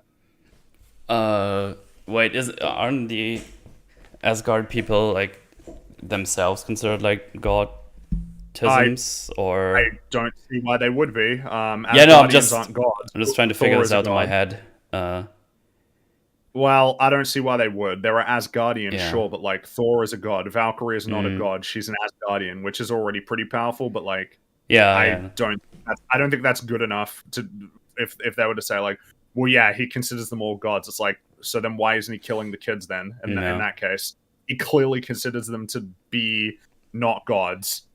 He doesn't even want to harm them. Like, the whole point is, well, I mean, he will harm them anyway, right? By like killing fucking Thor Yeah. and like all of the gods and causing all of this havoc that'll be wrought on the universe anyway. But yeah, Yeah, pretty bad. yeah. Gore's not a good villain. It's Yeah. the performance. That's it. The writing is pitiful. That is unfortunately true. So yeah, they scour the area, but they can't find them because they teleported away. The people in the city are in uproar, and they start like fighting each other. And then Thor calls to them, and everyone is silent. And me, for once, naive that I am, was like, "Oh shit, are we gonna get a nice little Thor scene?" Yeah. Being like a good leader, it's like, "Oh great," because they What a fool you obviously were. they respect them. Like, he's just gonna tell them everything is gonna be fine, and we got this and stuff.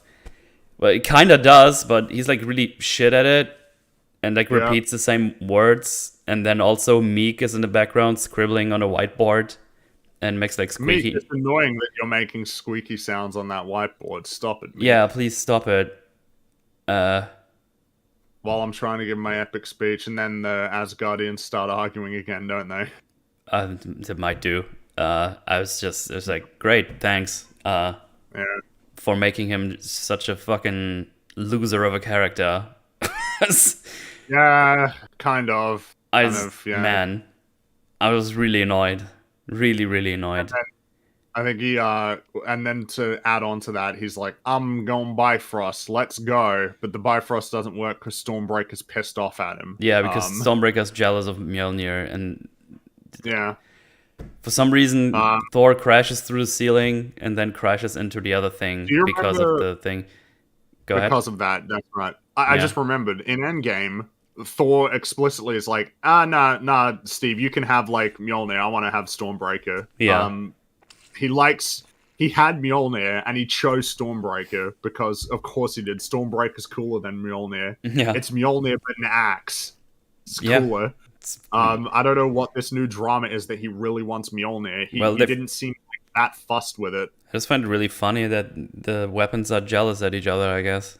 Yeah, because the weapon's sentient. I Yeah. never was under that impression. It was never a thing, that's why. But it is a thing Well, now. it was never a thing, you're right, yeah. Something that I just noticed, I just felt like this Stormbreaker prop, that every time it's carried around, just looks light. Like, it doesn't look like it has to... Probably like foam or something. It's not. Yeah, plastic. but I think they made it too light in this movie. They might have, because it doesn't look like it has...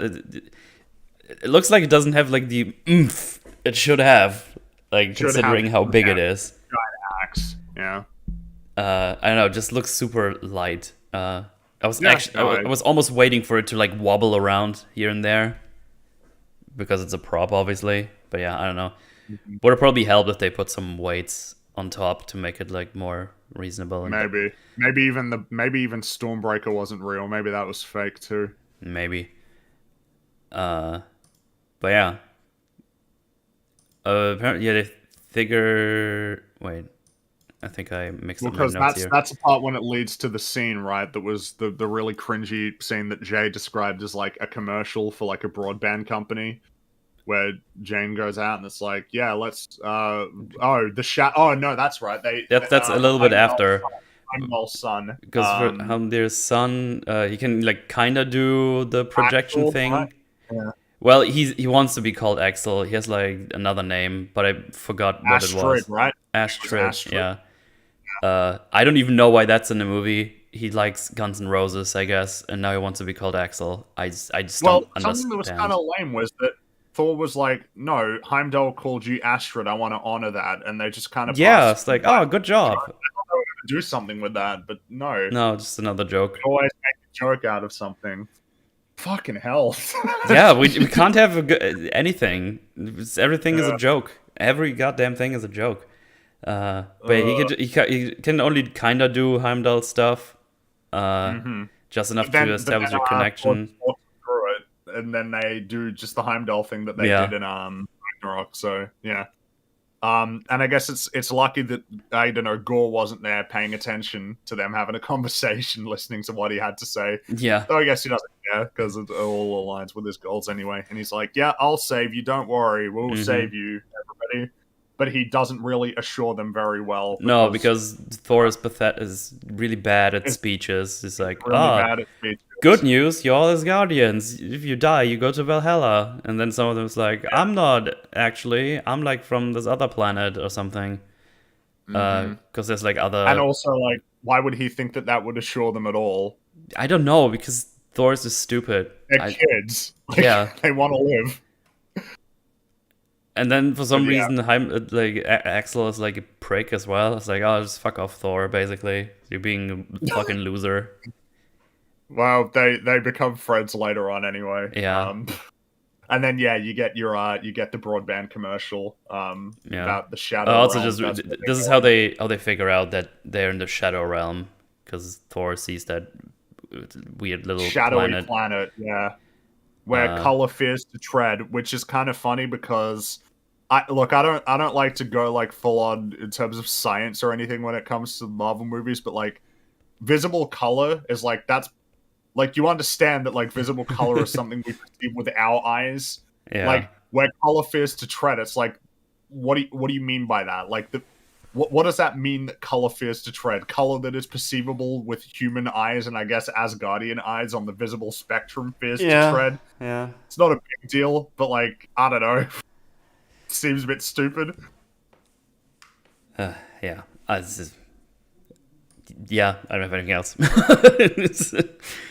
So yeah, they talk about what they want to do next and then decide to go to City Omnipotence, which is the city where all the gods of the universe reside, even Zeus.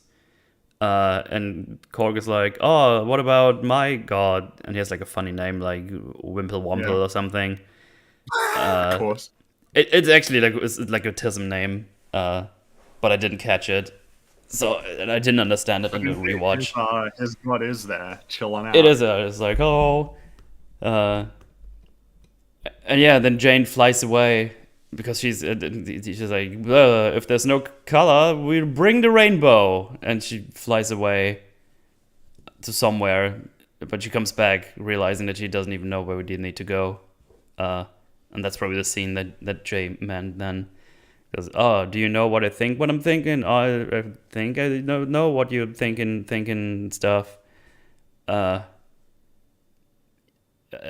don't know. They talk about how Jane has been going through a lot of catchphrases lately because she's trying to find one, and it's a lot. Comedy. Anyway. Then we see Thor talking to Mjolnir. It's like, hey, what's up? Wow, hello. And then he's telling Jane, it's like, oh, I'm sorry, I was so weird. I was trying to find myself. Wait, what did I write down? Hold this whole. Oh yeah. He asked her, it's like, oh, how does this whole thing happen? Like, how did you two like meet? Basically, talking about her and Mjolnir. And I think he just says, oh, I swear, I heard it call out to me, and then I came check it out, and now I'm Mighty Thor. Feels like it's a conversation you would want to have a little bit more about, like, okay, so Yeah, it reassembled and you can pick it up. That's interesting. We should talk about the implications. no. But Thor needs to check if he can still carry the hammer. And it's like, just checking. And he's really relieved he's still able to. Implying that he's wondering if he's still worthy. Which is interesting that he would check that even though Jane can already pick it up. But also, we know that he's still worthy because in Endgame, when he went back, and this was when he was at his lowest, I guess, and he could still pick it up. So, yeah, I guess they wanted to establish that so that we knew. Oh yeah, and then Stormbreaker flies in from the side, basically popping its head in. It's like, oh, why are you talking to your ex-weapon, you fucking loser? Yeah. Because Stormbreaker Ascension, I guess. Yeah, I smirked a little bit because I didn't expect the hammer to fly in, but I know I don't know why we're pretending like the weapon's Ascension. I just don't know why that's a thing now. It's really weird. Because we even see in the flashback earlier that Thor is like talking to Mjolnir, and Mjolnir is basically talking back to him somehow. I just don't get it. We just have to accept that's a thing now because the movie deems that so. Yeah. They're like, oh, we can't use your weird Stormbreaker weapon because it's unpredictable and you're just crashing into things. So they have to use the ship because Stormbreaker is jealous of the weapon. I don't understand why. I don't think it was ever a problem that Stormbreaker's acting up in any way. I don't. Well, no, they wanted the boat with the goat pulling it probably for merchandise. So that's why. So they put the Stormbreaker in front and basically create like the rainbow bridge in front of them and start flying away when they decide to go to Omnipotence City. Yep. But before they do, Thor does another speech. It's like, all is gonna be good. Asgard, we're gonna return with children, a lot of children, and have a feast, but not on the children. We don't do that anymore. It was a dark time. And I was like, wait, did Thor eat children before? Don't understand. Everything needs to be a joke. Yeah, but the implications on that is like, so Thor ate children back in the day? Because he's pretty old, right? I don't know. I don't understand. I think it's reasonable for me to assume that apparently Thor ate children back as a child or something. I don't know. Yeah. This movie's really bad for me. They just, every opportunity to tell a joke, they use it without thinking about what it says in terms of the narrative, the story, and the characters. Yeah. They just can't. They can't turn down any opportunity to like tell a joke. Someone in chat, this is what I took from that line, and I was like, why did you tell me this? Yeah. What do you mean, Metal? You didn't eat children when you were little? Kind of awkward. You haven't. Not gonna lie. Yeah, I was weird that way. So yeah, they make their way to Omnipotent City, and they just crash into a garden. Yeah, just crash into the garden in Omnipotent City. Yeah. And then they walk around. Thor and Jane have small talk about their catchphrases. With the awful CG helmet there. Yeah. That's the one we've seen in the scenes that that were released. In the trailer, yeah. Really bad. Yeah. There's nothing of substance here, to be honest. They just have small talk that doesn't lead to anything specifically, except small talk. And Valkyrie's like, oh, am I sensing some feelings between? And Thor's like, no, loser, you. Yeah, that's all, unless you got something. But I didn't get anything from that scene, except... Nah, I didn't either. It seemed like kind of a waste of time. Yeah, I guess that was meant to be them bonding over their shared Thor experiences. I guess so, yeah. Then we get another scene with Gore, who scares the children by ripping off a snake's head after they talk about how Thor cut off Thanos' head. Yeah, I don't know why he did this, really. I think their idea was to show this whole hypocrisy thing he talks about later. It's like, oh, you like when Thanos' head was ripped off, but if I do it right here in front of you with this snake, you don't like it anymore. Sure, but like, why does he care? I don't know, but I think that's what they were trying to say. I guess. Yeah.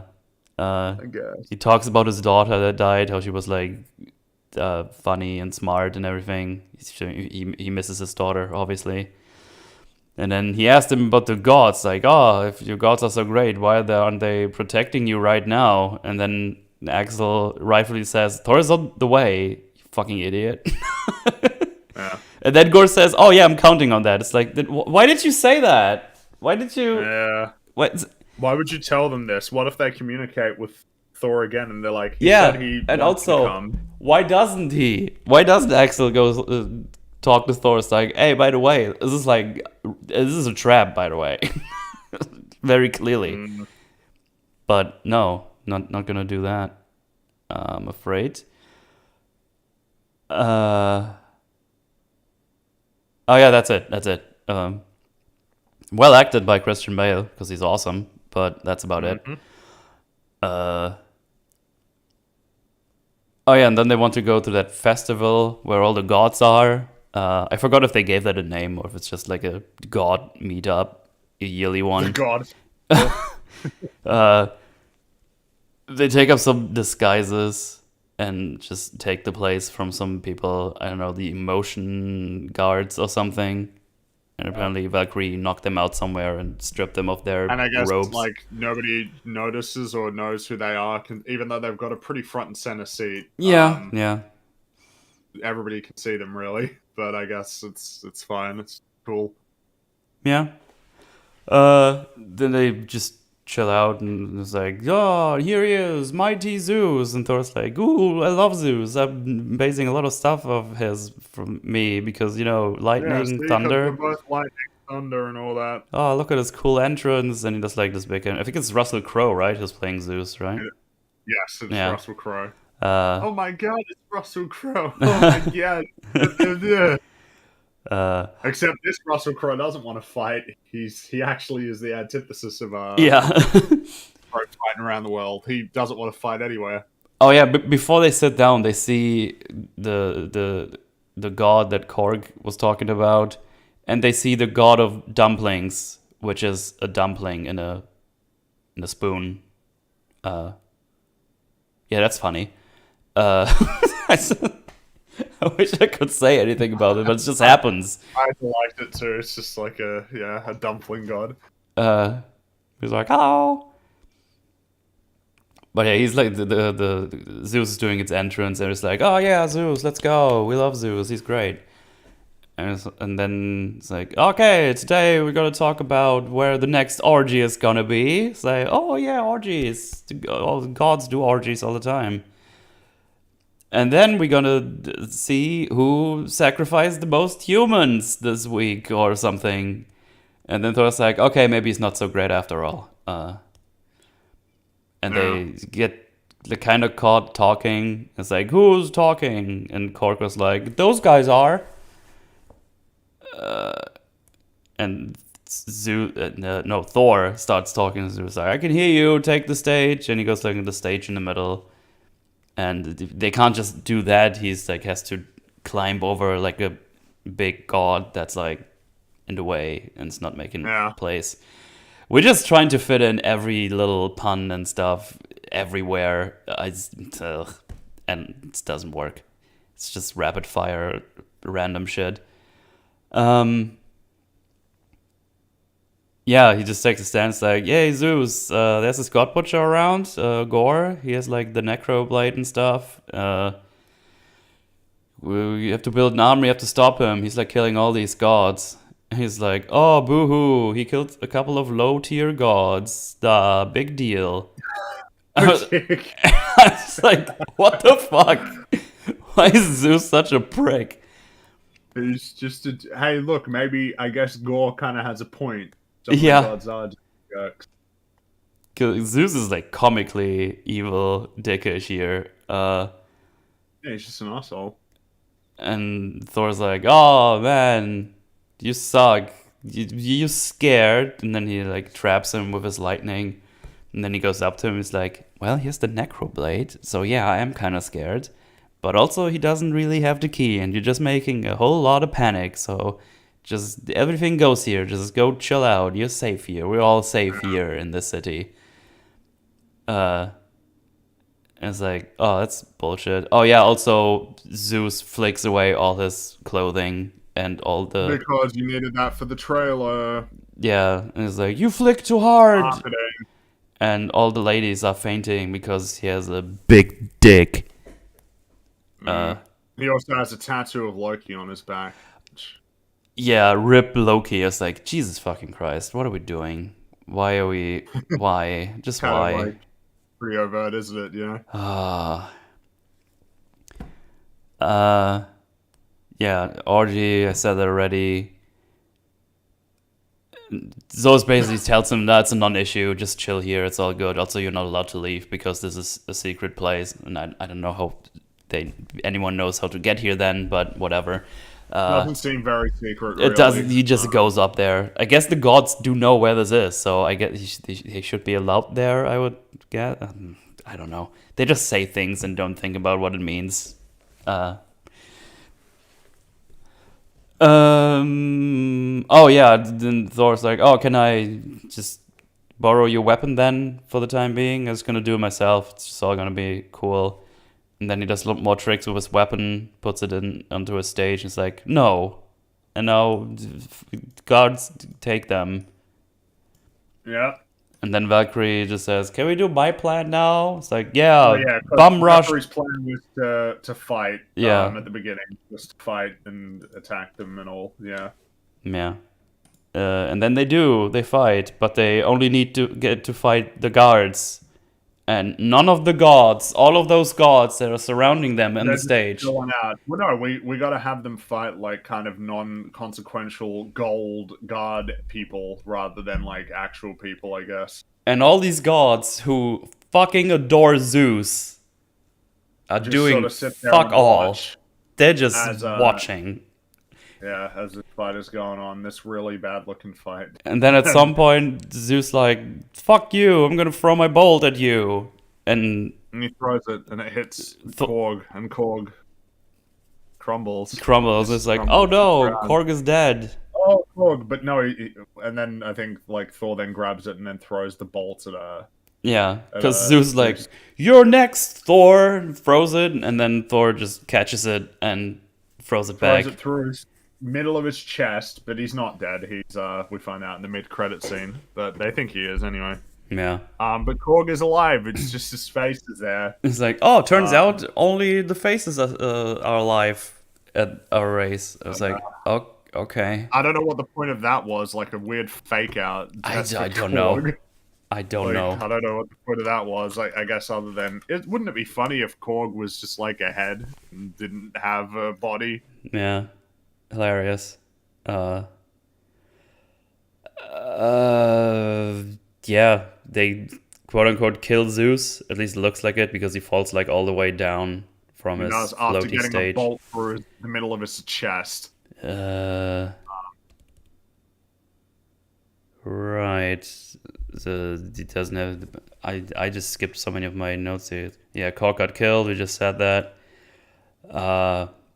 Oh yeah, he just gets trapped on the back of Valkyrie's head with her hair, and he's just trying to whistle for the goats, which he does after the fourth time because for some reason he can't remember the correct whistle.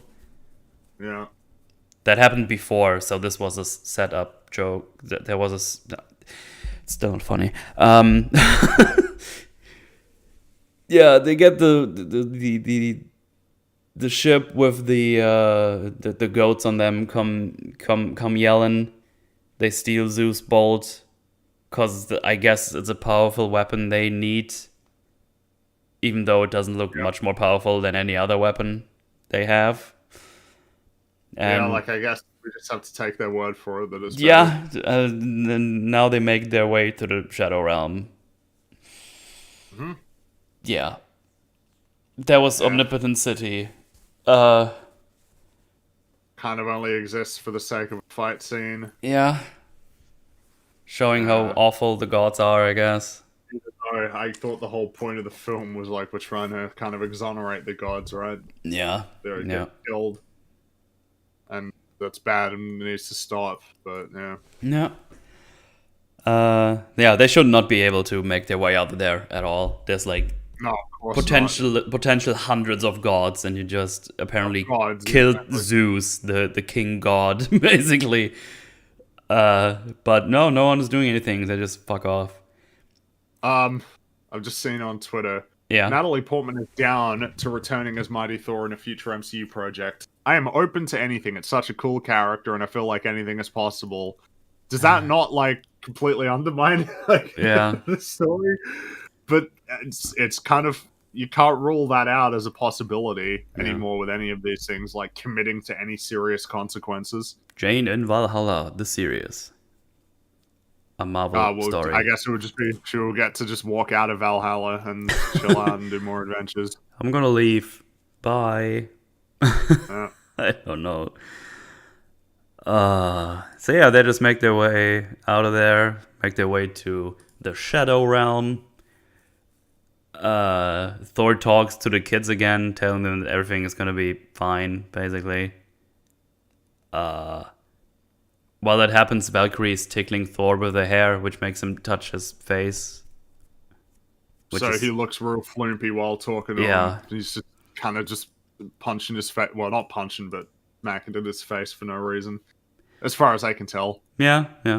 I don't think there's anything interesting that he says there. He just tells them it's fine, blah, blah, blah. We're on our way. Kind of just reiterating the same thing. For some reason, Axel doesn't tell him that that Gore is waiting for them here, even though they know that it's obviously a trap, but alas. They talk a little bit. It's like, oh, what's the plan? It's like, oh, we did okay, but now they lampshade because Thor says, oh, all the gods will probably hunt us down forever. Anyway, let's go to the Shadow Realm. I love when stories acknowledge the consequences of their characters' actions, but then don't. Yeah. Well, I guess the next Thor movie is gonna be kind of that because Hercules coming to get him. Yeah, Hercules is gonna go get him. I don't know how consequential that's gonna be, so I don't know. Well, none of these individual stories have felt very consequential at all. No, they haven't. They haven't. Yeah, they're just making their way, and now we have some more bands, I guess. Thor talks to Stormbreaker. It's like apologizes that he's being weird with Mjolnir and stuff, and it's time for your first beer. And he pours beer on Stormbreaker. Beer on Mjolnir. Yeah. Non Stormbreaker, not Mjolnir. Oh, right, yeah. Beer on it. Yeah. Korg and Valkyrie have a talk where Korg tells us how Korg babies are made. I guess that's supposed to be funny. And then he also says something about Valkyrie just drowning her sorrows in alcohol, and Valkyrie just says, yeah, something like that. Jane and Thor talk, and Thor tells her he wants to be with her again, basically, because he wants something to feel shitty about. And it's like, hey, what do you think? And then Jane goes like, I have cancer. And Thor's like, what? It's like, yeah, I don't have a lot of time left. If I don't have Mjolnir, I'm basically gonna die or something. And this is why Mjolnir called for her, and they say they both feel shitty now, and then they kiss, and they're back together. Yay! Yeah, Yeah, that's that it. scene just flies by real fast. Yeah, we had something here to talk about having this Yep. bonding, but this takes only like 3 minutes or something. I don't know. You can't spend too long on any given. Yeah. We're on our way to the Shadow Realm. We can't do anything. I've written down somewhere here we get another Korg story. I think that was Oh the yeah, bait. Korg was talking. Yeah, that's right. He's chatting with Valkyrie. Yeah, I think I just doubled that note there. Yeah, and basically straight after that happens, they start kissing. Valkyrie comes out, it's like, "Hey, we're there." So they reach the Shadow Realm. All the color just fades away. Yeah, because color fears to tread there, whatever that means. Yeah, whatever that means. And they crash into the little planet. And Yeah, they do the Rick and Morty joke where yeah. they fly to the planet and they're like, "Oh, this looks nice," and then it's way smaller than they thought it was because of perspective. And the goats start screaming. Yeah. And then I think we have like 1.5 minutes of them just walking towards Gore's house thingy and checking it out. Yeah, it's just nothing. They just walk there. They go in there, check all the rooms. And this is where Jane sees that somehow Stormbreaker, or rather the Bifrost, is the key for eternity. Oh yeah, I think I didn't even say that earlier, that he wants to open eternity. I think we only talked about the key, but never said what it is, unless I forgot. So yeah, he wants to get to because Zeus tells him, it's like, oh, he doesn't even have the key for eternity.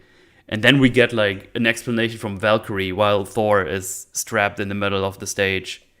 It's like, oh, eternity is whoever makes it there first gets his wish granted, whatever it is. Yeah, just to catch everyone up on that, I guess. So yeah, and Stormbreaker can summon the Bifrost, so Stormbreaker can be used as the key. When Jane sees that, she turns around, yeets Stormbreaker into space, and tells everyone it is a trap. Yep. I actually kind of find it funny, like a little amusing. Thor's like, okay, but why did you throw my weapon into space? Yeah, which is exactly. Which is like that's a good question. Which is like, oh yeah, this is the Stormbreaker is the key, and this is a trap. He's probably gonna attack. Then they get all tentacled by Gore's shadow tentacles. Wants Thor to call Stormbreaker, but Thor obviously doesn't do it. And then Gore talks to basically all of them, realizing they either have something in common or have been abandoned by the gods. Yeah. Valkyrie being like the one of the Valkyries, they have just been sent to be slaughtered, annihilated. Basically. He sees that Jane is dying, and they have they have in common that they've been called by some kind of weapon to be saved, but it doesn't work because they're both dying. Because the Necroblade is taking apart his body, and well, the cancer is taking apart Jane's body. And then it just starts tightening the tentacles on both of those gals. Yeah, like, I'm a choker unless you get Stormbreaker. Yeah. And then then bring it back. Thor does call Stormbreaker, but he calls Stormbreaker very hard, so it basically cracks the whole surface of the planet. Yeah. And frees them all. Mm-hmm. And then begins like a fight scene that I think was meant to look cool but didn't. It just looks CGI doesn't look good enough for this. Really, the animation is bad. That's the problem in this one. Is like everything's moving really fast. There's no weight to anything, and like the physics just seems all off. Yeah. And so like it's really odd. So yeah, they have their fighty fight. I think Valkyrie are they changing through? Like they're fighting shadow things and Gore at the same time. I think they kind of split up. Yeah, they got the monsters, and then it's like switching between Thor and and Jane and Valkyrie while they're fighting. Yeah, and in the end, because Valkyrie is using the bolt now, and Yeah. she's just kind of, because she stabs Gore in the back even. Like, it looks like she actually won Doesn't for a really second. work. But then he Doesn't just seem kind to of work. teleports behind her and stabs her instead. And so it's Yeah. like, oh no, Val, what's happening? Shit, we need to fall back. And they all get together, and Thor decides to teleport them back to Asgard. But Gore grabs Stormbreaker Yeah. and somehow manages to get it away from Thor.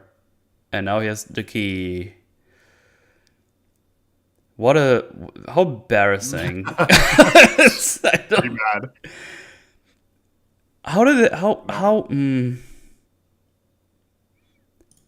Because Yeah. is it because my immediate thought was like, oh great, so you're not gonna get back to him now, right? Because you can't do anything with the Bifrost. Mm-hmm. But he just has another ability now with the bolt that we get With here in a the bolt, second. yeah. He just uses that to teleport to wherever Gore is. I don't know how he knows that is an ability. He just does it. And it's not like he's summoning a Bifrost or something. It looks like his own distinct ability because like the bolt goes like around him and stuff, and he forms like almost a bubble around him. So it's definitely something else. That maligned shot on Twitter that people were complaining about. Yeah. So yeah, they all land on Earth again. Jane is not Thor right now because she dropped the Mjolnir on impact, and she's like looking really bad with her cancer.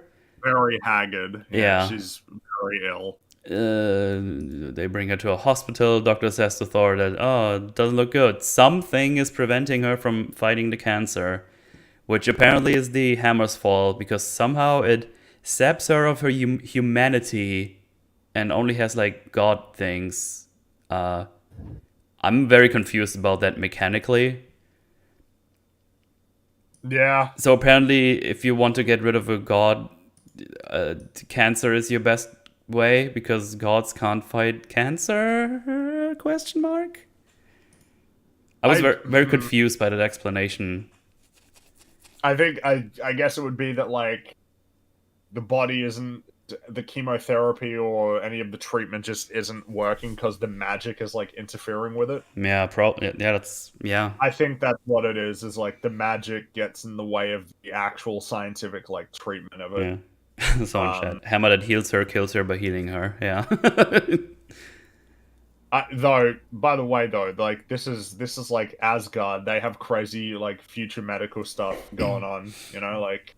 Yeah, you would think there's something there. They have Valkyrie here as well. And also, what about like Wakanda? Wakanda, yeah. They're not out there like helping cure cancer and stuff. No. But yeah, I guess not. Yeah, I guess it's like another bonding moment between them because it's like, oh, you're gonna stay here because I need you. I want you alive. And if there's a chance for you to beat that cancer, you gotta stay here because next time you pick up that hammer, you will die. Yeah, there she stays. Yeah, and then they both decide she's gonna stay behind. She's like, you better come back to me. And Valkyrie has to stay behind as well because she got stabbed, and apparently she lost her kidney through that. I think she says. Yeah, that she lost a kidney. It's kind of like passed off as a joke. It's like, man, you only got one now. Yeah. That's really unfortunate. Well, I mean, you'll be fine, I guess, but like, damn. Yeah. If I could have 2 or 1, I'd rather have 2. Yeah, and we're rapidly reaching the end here. Like, if the last 45 minutes, there's just stuff happening without. I think the most things you can probably talk about is going to be like power levels and stuff when we get to the last thing. Because holy fuck. Well, I might use this as a brief interlude. I'll be back in like 1 minute. Oh yeah, no worries. I'm gonna look at Chad. Hey Chad, what's up? How you doing? We're getting there. We are getting there. Could be that the healing properties of the hammer neutralize the chemotherapy drugs. Yeah, probably something along those lines. Kind of them talking the other movie writers. Howdy. No, don't look, senpai. Oh boy. Movie sounds like pain. Yeah, movie's really bad. So Metal, you basically love this movie. Yeah, it's my favorite movie. Tism a joke. Hello, you chicken nugget. Nugs. Do love me some nugs. Ah. The more like snore. Since Fringy's gone, my phone needs to update. BRB. That's all good, James. No worries. Kick metal. Hey, you take that back. So Gore doesn't care. Thor, a god, helps his people, saves them regularly, even gives them his power to save them. Yeah, it just kind of does all the things he wants people to do. Are you talking about the power thing? No. Just someone in chat pointed out, I was like, Gore doesn't care that Thor, a god, helps his people, saves them regularly, even gives them his power but I mean, and stuff. like that's. Oh yeah, I mentioned that earlier. It's fundamentally contradictory. Yeah. But we'll get to that power very soon. Yeah. Yeah, they have no idea what they've done. Yeah. So yeah, they all stay behind. And yeah, Thor just uses the bolt to teleport to the entry to eternity. I don't know how he knows how to use that bolt to teleport. I don't know how he knows where this entry to eternity is. Yeah. I got no clue. We just do this thing. And I just find this scene funny when he does it because it looks like he's teleporting away from my garden that I have. Like they could have shot the same thing in my little garden back there. It just looks so lame. Yeah. I don't know. He just does those things. I can't explain to you why he can do that. And as I already said, it looks like it's its own distinct ability. It has its own stuff. There's definitely no Bifrost involved. So I guess they now have they now have two things that can just teleport them around, which is very, very useful, obviously. But yeah, we cut to Gore being at the door of eternity, and for some reason he also brought the children there. I don't know why. Maybe he was storing them there earlier already. I don't know.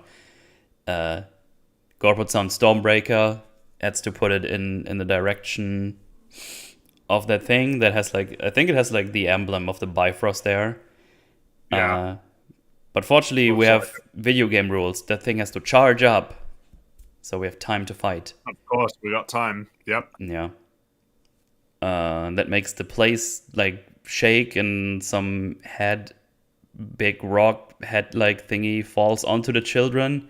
But luckily Thor just makes it in time and catches just in time the things that would have crushed all the children. Yeah, Gore sees him approach and he summons all these shadows. And oh boy, Chad, I don't know if you're ready for what I'm about to tell you, because oh god, okay, I'm gonna say it. So Thor starts to rally the children. It's like, today you're gonna fight. It's like, but we're all the children. It's like, yeah, no, but today you're as guardians. So grab anything that looks like a weapon around you. So they just go around, and already I was like, he's not actually gonna make them fight, right? Like those are like 10-year-old children maximum. It's like, today you're all as guardians, and I don't know, if you fall in battle, you go to Valhalla, blah blah blah.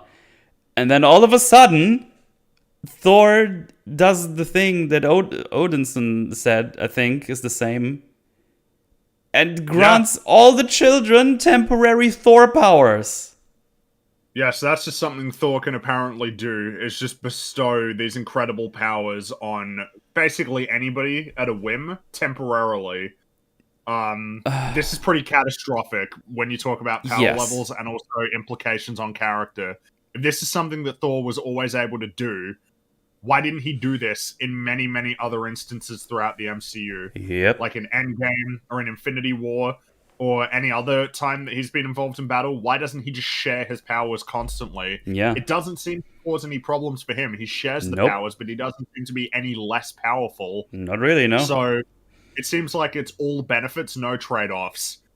But he's never done it because he never could do it until they decided to do it for this film. Yeah, because this is insane. Didn't he need Zeus's lightning to do this? So apparently, with Zeus's lightning, Thor, who is not Zeus, can bestow his powers on anybody. Why would that be the way that works? Yeah, why would you need Zeus weapons You're to give? You're trading one problem for another. That, like, instead of this being something he could always do, apparently weapons that don't belong to him and belong to other gods in different pantheons can be interchangeably used by him to bestow his powers on people. If that's an attribute of that weapon, why didn't he, like, get Peter Dinklage to forge him a weapon that has those kind of attributes? Yeah. I don't know why Zeus's lightning would allow him to temporarily share Thor's powers rather than, like, Zeus powers, but whatever. Yeah, It's because still insane. because he specifically does the chant of the Mjolnir thingy. He does the Mjolnir thing, that's right. So, yeah, it's weird that Zeus Bold would react to that. I don't understand. Also, I don't care they have Zeus powers. Those are very small children. They're gonna fucking you should die. Be getting them out of there. You should be getting them out of there. Like, when I saw that, all I could think is, like, are you actually going to put them in harm's way here? Yeah. But this is the reason why, because in the script, they knew that none of them were going to die. Yeah, and they thought it would be funny to have kids, like, running around killing all these monsters. Yeah. And by the way... So they just forget, that, like, Thor would want to save them. Yeah. Also, Axel is fucking wrecking shit with those powers. He does, like, a huge wave and kills, like, 20, maybe 30 of those shadows in one hit. Just to maybe make clear how powerful this ability is. If you can give Thor powers to, like, an army of people that are actually trained... Exactly. You're unstoppable. Yeah, you just win automatically. Don't they change it to adults like in Shazam? No, they're just the kids. Yeah. And they're in mortal danger. I think that's the point that should be emphasized. Like, regardless of them, because Thor has Thor powers, and he nearly gets killed in this very fight. Like, even though they've got Thor powers, they're still fighting like rabid shadow dogs. Yeah. They're still in imminent danger. Like, he should be getting them out of there. And wouldn't that be, telling it? I mean, first of all, you don't have to deal with the fact that he can apparently transfer his powers, but like that he would be staring down a whole army of shadow dogs, and his immediate priority is getting the kids to safety as quickly as possible. Yeah. I guess the logic would be that he had, I mean, if he can use the little bolt to teleport, I don't know, just contrive that the bolt can teleport them. Yeah. If, like, you need the Bifrost, which is what they eventually use to get them out of there. But no, instead we get this insane sequence. Yeah. And also, those shadows haven't really been established as a threat to Thor at all. Like, he could just instant-nuke them anyways. Well, I mean, Jane kicked their asses with splitting off the hammer into little bits to chop through them. So he doesn't even need those children. He can just do like one AoE attack in front of him, and they're all gone. But it's so that there'd be that fight going on in the background while... and we have those funny scenes with those children fucking up. Using stupid weapons, like a little plush teddy bear that's shooting electricity out. Yeah. It's just, again, it's so often in this film where, like, you sacrifice all semblance of, like, sense for a joke. Mm-hmm. And if the joke's not funny, and it isn't, then it's not. Well, of course it's subjective, right? But like, if the joke doesn't land, you made a big trade for like potentially no reward or payoff at all. Mm-hmm. Yeah. So yeah, the children fight the shadows. They're all fearless. No one is scared. They all just fuck up those shadows. Yeah, Thor starts fighting Gore, and for some reason he starts to lose this time. I don't know why. He's actually about to get killed even. Because we needed Jane to feel he's in trouble. And she somehow makes her way there. Just in time. Yeah, but I don't even know how she got here. Does she know where Eternity is? So she could just track Thor. She also doesn't have a Bifrost or a Bolt. Well, she does, right? Because she's got the hammer. Oh, the hammer could do that too? Oh, okay. Yeah, the hammer's always been able to Bifrost. Oh, then I just forgot. That's just okay. Never mind then. Fair enough. But yeah, still, she doesn't know how to get there, I guess. Maybe she felled Thor and just teleported to wherever he is. But yeah, she's here to save the day, and yeah, she starts to fight Gore. Oh no! Wait, hang on. She gets here with the Pegasus. Oh. She gets the Valkyrie's Pegasus, and this is how she gets here. I don't know where she got the Pegasus from then. I guess she had enough time to go get the Pegasus as well. I guess so. Because I just remembered she flies in on the Pegasusism.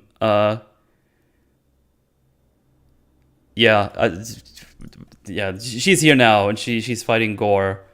While Thor tries to get Stormbreaker free because Stormbreaker is like embedded in like shadow hands, and Yep. he doesn't really succeed at doing that. The thing finishes charging, and then it just falls over. But he thinks he did it, apparently. Yeah, I don't know. They just fight around. And at some point, they land in Eternity, all of them. And we have the Eternity creature entity. And I think, Thor basically tells him, like, okay, yeah, I guess you've won. And Gore's confused why he would stop fighting, and he's like, "Oh, I mean, you basically won. I just want to spend my last moments with my girlfriend over there, and have some good memories before I go." People have pointed out in chat. Yeah, so that's right. The hammer itself couldn't Bifrost. It was Heimdall. He Oh, called okay. out to Heimdall and he'd Bifrost him, whereas Stormbreaker seems to be able to Bifrost at will. Okay, well, there you go. So Jane flew to Eternity on a Pegasus. Yeah, because that thing can teleport as well, apparently. Yeah. Because I remember even a joke earlier in the movie where Thor calls us a teleport horse or something. Yeah. So those Pegasi or whatever, the Pegasi, they can teleport to wherever they want to. They have a lot of very useful teleportation mechanics now. It's really great. So yeah, I think Thor tells him all you wanted is love this whole time, and then Gore realizes what he did. He realizes the error of his ways, probably in part because the God Killer sword was destroyed, which means like this is not really a character arc. He's been freed. It's the same problem as Wanda. You can't praise the character writing if all the evil actions were in accordance with some corruption. Mm-hmm. This wasn't an arc. This was the real Gore coming back, essentially, and making the choice he would have made. So it kind of falls flat on its face. Kind of just, like, worthless, really. It's like a narrative thing, but... Yeah. Yeah, then Gore looks at Thor and Jane and reminds him of his daughter, and he's like, oh, that sucks. And then he brings his daughter back to life. And yeah, Jane dies of the cancers in Thor's hands, and she goes and disintegrates like Odin off to Valhalla. Yeah. Where she meets Heimdall, but we're jumping. That's a post-credit scene. Yeah, exactly. And Gore looks at Thor, stretches his hand out, is like, please take care of her. And Thor's like, okay. So yeah, Thor is now uncle. That's the end of Gore. Gore dies, right. So now he has to take care of this girl he brought back, which for some reason he brought back with godly powers. He can shoot lasers and stuff. I guess it's because it was Eternity, right? So I guess maybe that's where it stems from. Like, she has her powers because she came back through weird supernatural means. I guess so. It's just weird because they make clear that it's the wish that you get granted. So I don't know. Just, okay. Because the whole idea is you can whatever you wish for, you get when you get there. So I would assume he just wanted his daughter back. I don't know why he would want her back with superpowers. Crazy superpowers. Yeah. But yeah, before the movie ends, it says like, oh yeah, it's like movie powers, godly powers. and Thor uses Mjolnir, and she uses Stormbreaker at the end scene, and they run into a field of battle or something because they do adventures now, I guess. And I guess that's the hook for the next Thor movie is Thor and her going on adventures together. Yeah, I'm pretty sure it was played by Chris Hemsworth's daughter. Yeah, that's her. That is correct. I heard that too. So yeah, and then that's the end of the movie. That's the end of the movie. Yeah. Like, that's it. And then we find out that Zeus is still alive. Yeah. And Hercules is going to come and kill Thor. And there's your hook for the next Thor movie. Yeah. And then the after credit scene. That's the Jane is in Valhalla. Yeah, Valhalla. To where Heimdall's like, sup, welcome to Valhalla. Yeah, it was good. Just chilling. Yeah, it was really bad. Yeah, it's a mess. I think that's the only way to describe it. It's an absolute mess. It really is. It's man. The plot is absurd. Thematically, it's all over the place. Mm-hmm. It thinks it has a point to make, but it's pretty persistently undermined or not really the focal point. Yeah. The character work is thin or contradictory. Yep. So that's a good combo. And the world building is piss, because we kind of glossed over it, but there was a city filled with a bunch of gods who I guess just didn't really care about Thanos. They didn't really give a shit about that. I presume half of them died. Yeah, I don't know. I guess I guess they just don't care. This world feels so small. Like, why wasn't Thor getting other... If the gods are getting killed, maybe it'd be worthwhile to, like, ask Captain Marvel if she can help. Yeah. Or Doctor Strange if he's available and around, or just a lot of people, really, at this point. Yeah, they all have connections now. They can get all these people to help them. No, but they don't have the money. They can't afford to bring in the actors again. Well, I mean, in universe, they should have the connections. No, of course. In universe, there's a lot of reasons to get these people involved. They're killing gods, apparently, which is a big deal. Yeah. Yeah, but yeah, nah. Yeah, this movie sucks. Yeah, it's not good. It's really bad. It's I don't know if it was worse than I thought it would be, or like as bad. I don't know. I think it was worse because I expected to be. I think it was. I expected at least to be like entertained and have some funnies in there. Yeah. But man, they just went like LOL, like, so random. And then this time around in particular, then every time we're kind of approaching something that resembles like a reasonable scene, we just have to fart a joke in there. It's MCU is turning into that what people always thought the MCU was back in the day. It's become the caricature now. Yeah. It's become a sludge pipe of uninspired, unoriginal, visionless like stories that get produced on an assembly line.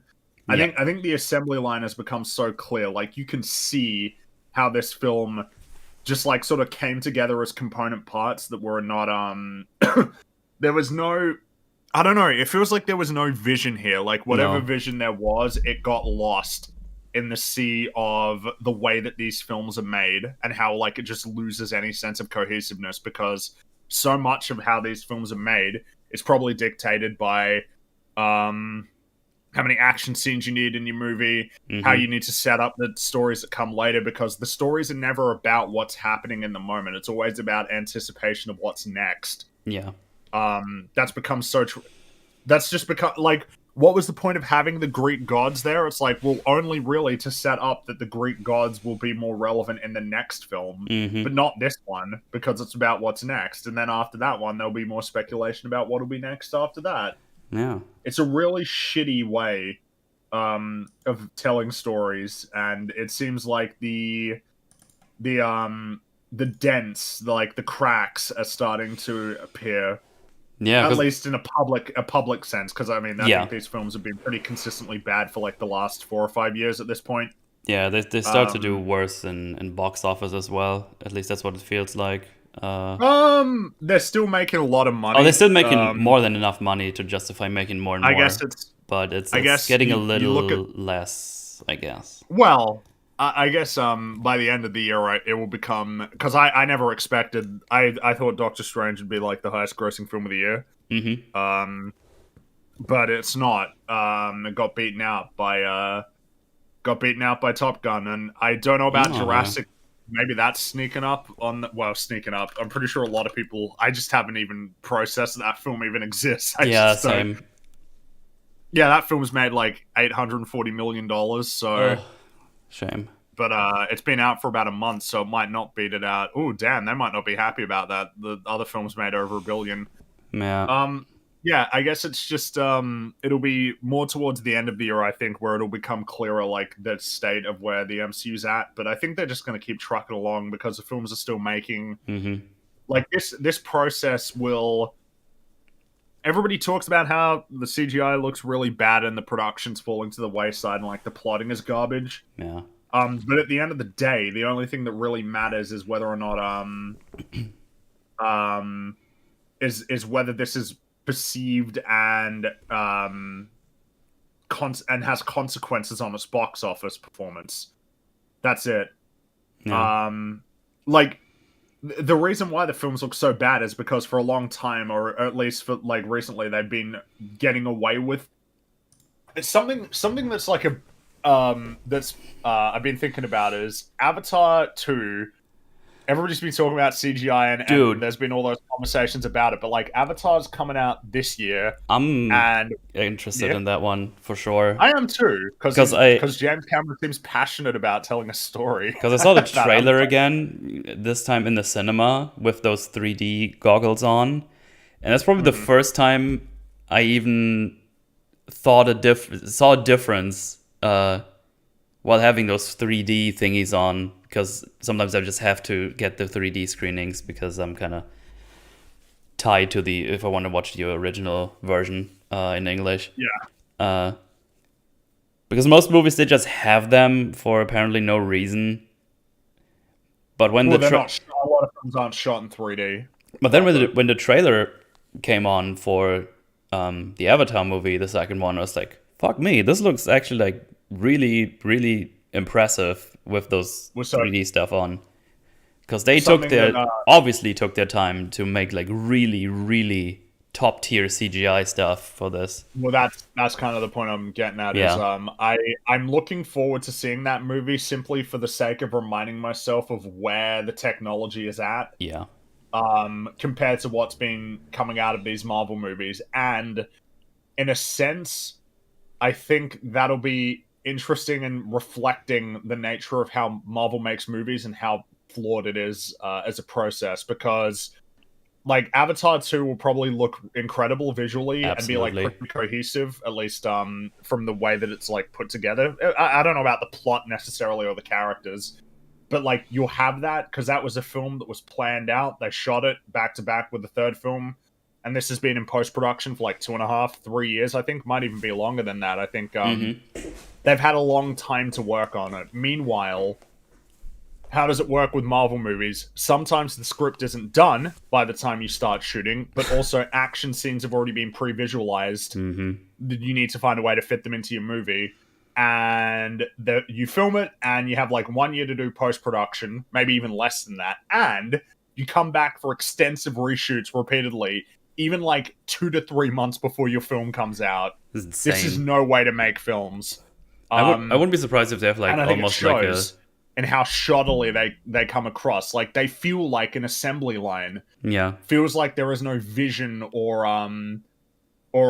cohesion in terms of an idea that comes through in these films. It's like they have a bunch of component pieces that they're not quite sure how they're going to fit together because they didn't know when they were making them. And then they're like, oh shit, like, okay, all right, get them together. Yep, focus group, yep, get them together. All right, we need reshoots. Okay, quick turnaround, like a month to finish the visual effects here.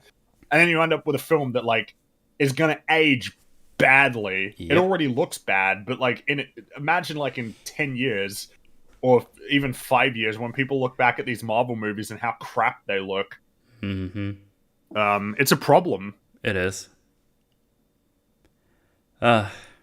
Just feels bad, man.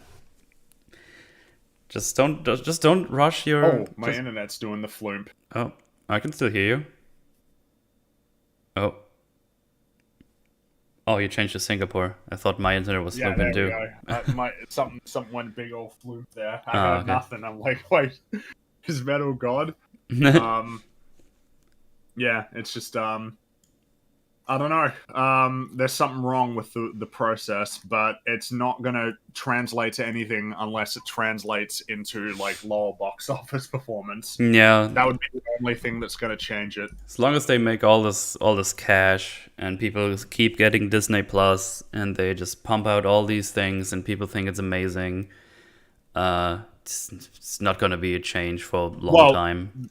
the sludge pipe is very much the model, because Absolutely. much of like the way that Disney is approaching its content, and I use that word very deliberately, is Disney Plus and streaming. Streaming is where you want people on the streaming service.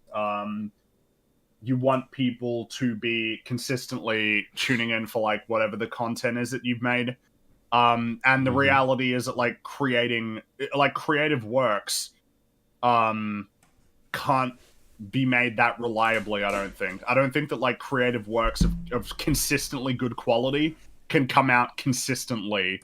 There's always going to be like the process of trying to figure out your idea, to hash out writing problems that may delay when you need to start filming or whatever, things that you need to change later on, and the amount of time it takes to have all of these elements come together. I don't believe that you can reliably do well when you need these projects to come out like every year at specific times, like May, July, November, like February, and then of course all the shows that apparently need to tie in together, and the people who are making them don't even know how their stories connect to the broader like MCU. It's doomed. It's destined and to then fail. the people who write this or produce it don't even watch what came before it. Don't even watch all the other stories. It's Yeah, like, oh, I watched like 4 episodes of WandaVision or whatever it was. It's like, oh, great. No wonder this is fucking trash. What you're doing? well, yeah, it's not good when like the average viewer knows more about like your series than the one that you're getting paid money to make. Yeah. You know that quote of Taika Waititi, like asking Natalie Portman to be in a Star Wars movie. Like, you could be like, that's funny, but like that's not good when the Yeah. director of a film getting paid millions of dollars to make a Star Wars film legitimately forgot that a character existed in that series, and not even a minor one, like one of the main characters of a trilogy of films. Yeah. That's really bad. And I mean, of course, like when Sam Raimi said he hadn't even watched WandaVision, like that's not good. That's not good enough. Yeah. Like There is that's material that sucks for sure, but like Man. it's the prequel to your story. Like it leads right into it, you know. There's a reason when we cover shit. There's a reason we try to watch the things that came before it, so you get all the context, all the things that came after it. Whenever you do your series and whatever you do, like Obi-Wan, for example, that comes in between 2 things that already exist. So you gotta you gotta do your goddamn homework and watch all these things again multiple times. Absolutely. The amount of times I've seen John Wick 1 and 2 and 3, just so I have all the context, I'm probably going to be watching them 2 more times while I do this video. Let's put it this way. It's not good that I watched more MCU content to make a video talking about Endgame than the director of an MCU film had watched directing an MCU movie. It's insane. Just think about that. It's nuts. Now, of course, it's a bit different with actors, because I saw a quote where, like, someone asked Christian Bale if he'd watched any, like, Marvel movies. He said, I watched saw the one that. where the big bloke was looking for the stones. Now, that's funny. That's funny, and I don't have the same expectation, I think, of the actors, because the actors only need their part, really. But I mean, even then, right? Like when they say I've read the comics or like I watched all the other stuff, that's like due diligence, really. It's just it's the totality of the story. Yours is a part of that story, and in much the same way that it would be odd to like make a film not even knowing what the first act of it is. I think you would just extend that more broadly. But it's kind of like the problem is everything is so compartmentalized in the MCU, and whoever's in charge, I don't know what they're. I presume it's Kevin Feige is ultimately in charge of a lot of the creative decisions. Yeah, probably. And I don't know what his like. I don't know what it means for him to have those ideas, like, creatively. I imagine that for him it's as much as, yeah, we'll have these characters in it and have these characters interact and have this plot point, but not like anything more in depth than that. But maybe I'm wrong. Maybe he thought about it all in depth and this is the output. But I almost see it as like an institutional failure is what the MCU is. Mm-hmm. It's a lot of people it's a lot of things going wrong, or like smaller parts that are missing really important pieces. And so the product is products that for a while, I guess, we're just passing by, sort of riding off of the talent of a lot of the people who are involved in them. Yeah. Actors, set designers, like props and everything. But it's starting to, like, the facade is starting to fall apart. Yeah. I mean, but damn. Will people remember, you know? Like, what characters are there to care about, really? Like, the only one I really kind of care about is Spider-Man. That's the only one I it. care about is Spider-Man. At this, well, and Guardians, I guess, but like, I don't know. We'll see. Yeah, just because they haven't done anything with them yet. Well, I suppose the more important question for the long-term stability of the MCU is, what is the investment in the new characters that they've added? Yeah. What is the level of investment really in Yelena or Moon Knight or Miss Marvel or who else? I guess like Sylvie. Sam's not a new character, but I guess like the long-term interest in seeing stories about Sam and Bucky, Shang-Chi, the Eternals. Like, have these characters made a good impression that will keep people engaged and interested in their stories and their long-term arc, in the same way that people were invested in the long-term arcs of Tony and Steve, and I guess to some extent Thor. I don't even think you need like a lot, because as far as I'm concerned, like when you look at like the MCU, you talk about like the great characters versus like the mediocre and whatnot. It's a pretty lopsided list. Oh yeah. There's a lot of characters that are just very meh. But the thing is that you had Tony, you had Steve, you had Natasha, you had Peter, both Peters, I guess, Gamora, and I guess I'm curious, because of course I'm not very invested in any of these characters anymore, but the more important question is, are general audiences interested in seeing more of these people? And if so, on what grounds? Because I think all you could appeal to is the actors, and it would be very difficult to appeal to any of the material itself. Like, you like Yelena because you like Florence Pugh's acting. You like I don't know, like you like Sam because of Anthony Mackie's acting, rather than you like Sam or you like Yelena. But who knows? I have no idea. I guess that will manifest in time. Yeah, I mean, general audiences love that shit for some reasons. Well, it seems like right now, yeah, but nobody remembers and nobody. Yeah, that's what I was. Everybody said Shang-Chi was really cool, but like, I don't know many people who could tell you even like the broad plot points of that film. Now I remember that film. I couldn't because I haven't watched it.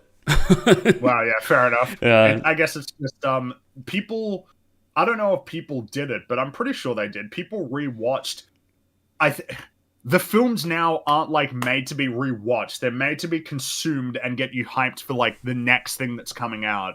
But any investment in like the individual story, I don't know if it exists anymore. Whereas with the older films, it's like you could be invested in individual films. You could be invested in the story that was told in Guardians or Iron Man. Like, you could be invested in that film's story that it was trying to tell. Yeah, but we can't even do that anymore. Now we're just doing things in the movies and get it over with. Yeah, it's just shit happens, right? Conflict, and then the heroes win. But, like, what is your investment in the arcs that are going on in these films? Like, what is it that is entertaining and interesting about any individual story? It seems to have evaporated in the face of getting people hyped for this broader story that isn't manifesting. It's not here. Like, it's not. You've told a lot of stories right now, but I don't see it.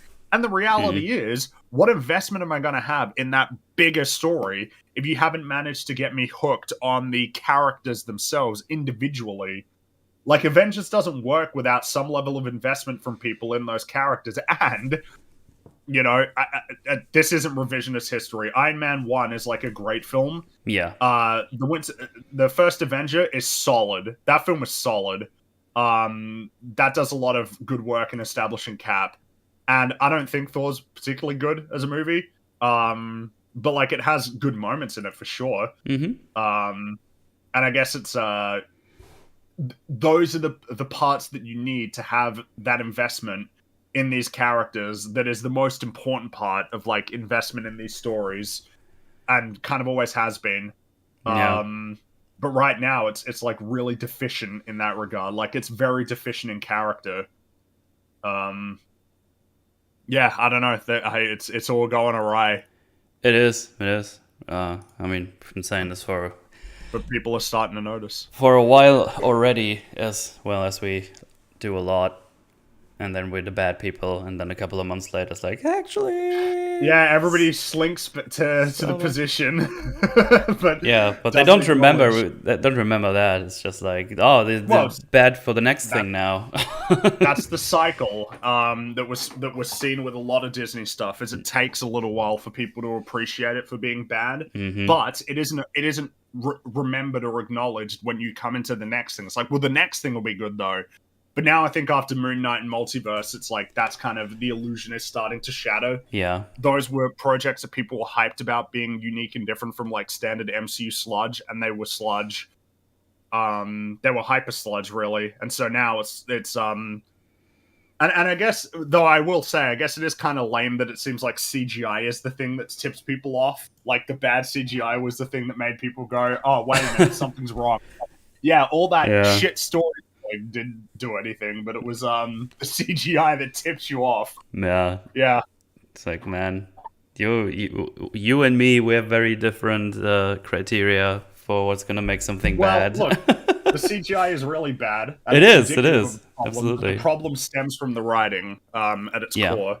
I can take or leave, like, good... Well, I mean, obviously I'd prefer good CGI. It's not that I can take it or leave it. But I'll take a better story over better CGI any day.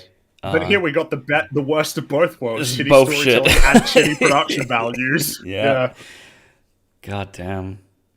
Sludge! Open up! The sludge train! Yeah, gobble it all Chug up. along! Choo choo! You got She-Hulk and Black Panther and then Ant-Man 3. Oh, there's so many. The Marvels. So many still coming out. Secret Invasion.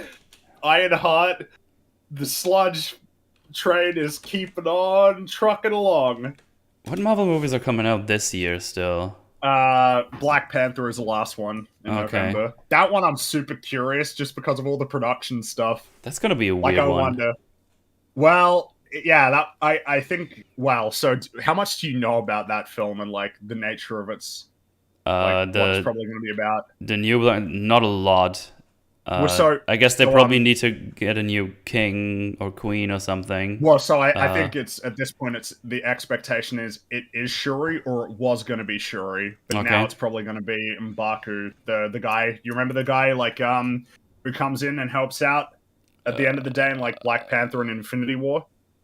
I don't actually. The tribe that lived in the mountains. It's probably be so something that is kind of funny as a meme is when you, because there's kind of an expectation that, like, all the Marvel stuff's not going to be good, but, like, which one has the least chance of having problems is kind of interesting. Yeah. The criteria tends to be the lower the stakes are for the story, the less likely it is that it's going to break everything. And I think I had said that, like, Miss Marvel of all the stuff this year probably had, after Moon Knight and, like, and all the fact that he was rewinding the stars. Like, oh no! After that, I was like, oh yeah, Miss Marvel will probably be the one that's, like, least likely to have any crazy stuff go on because it's, like, the lowest stakes. But now I've heard that, like, the newest episode had time travel in it. Oh, fuck so off. Now at this point, like, I can't stop any expectations I have about, like, these films not breaking time and space. Like, Black Panther 2 is gonna have Atlanteans in it, like Namor and the Atlanteans. It's like, oh, so, like, apparently on Earth there have been people living under the ocean that just have had no investment in anything that's been... The whole world, it keeps blowing open. Like, they keep expanding everything, Yeah. but they never try to integrate it into the world that as it exists right now, where these people should be more relevant and involved in the affairs of what's going on. Like, I don't... Sanity. Like, what the fuck?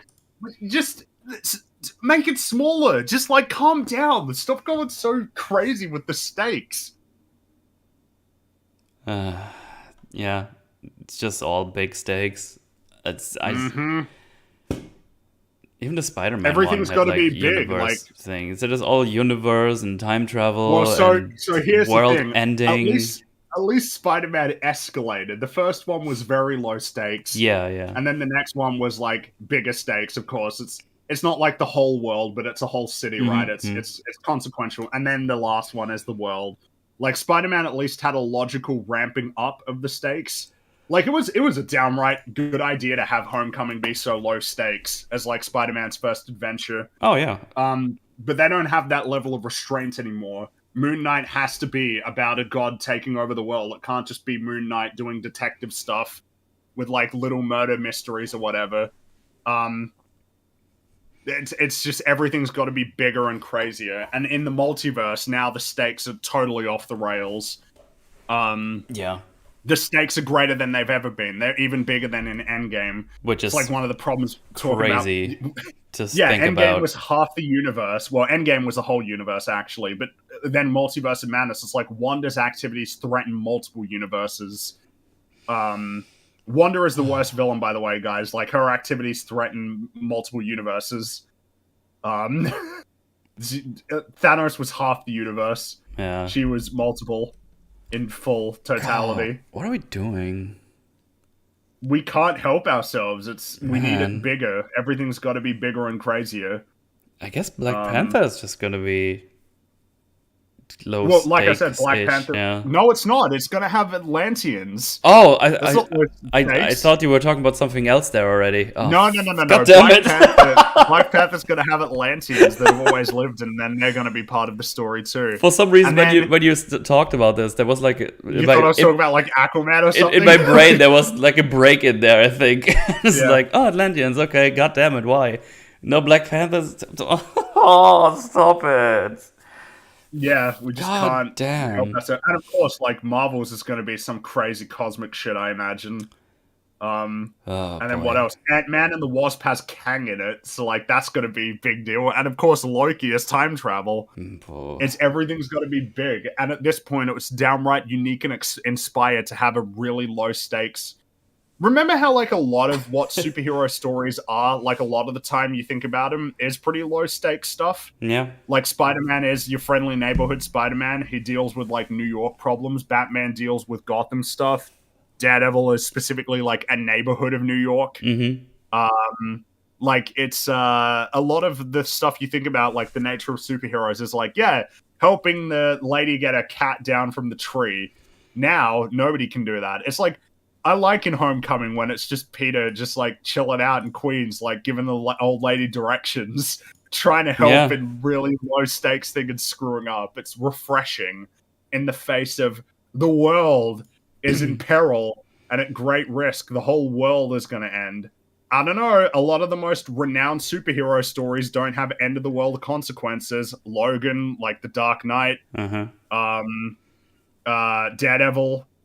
A lot of these are, like, pretty low stakes. Yeah, the DC animated stuff that we've been covering, like the Batman stuff, like Under the Red Hood. There's, like, no world-ending threats at all. Red Hood it's is just Batman's interpersonal drama with Jason. Exactly. That's awesome.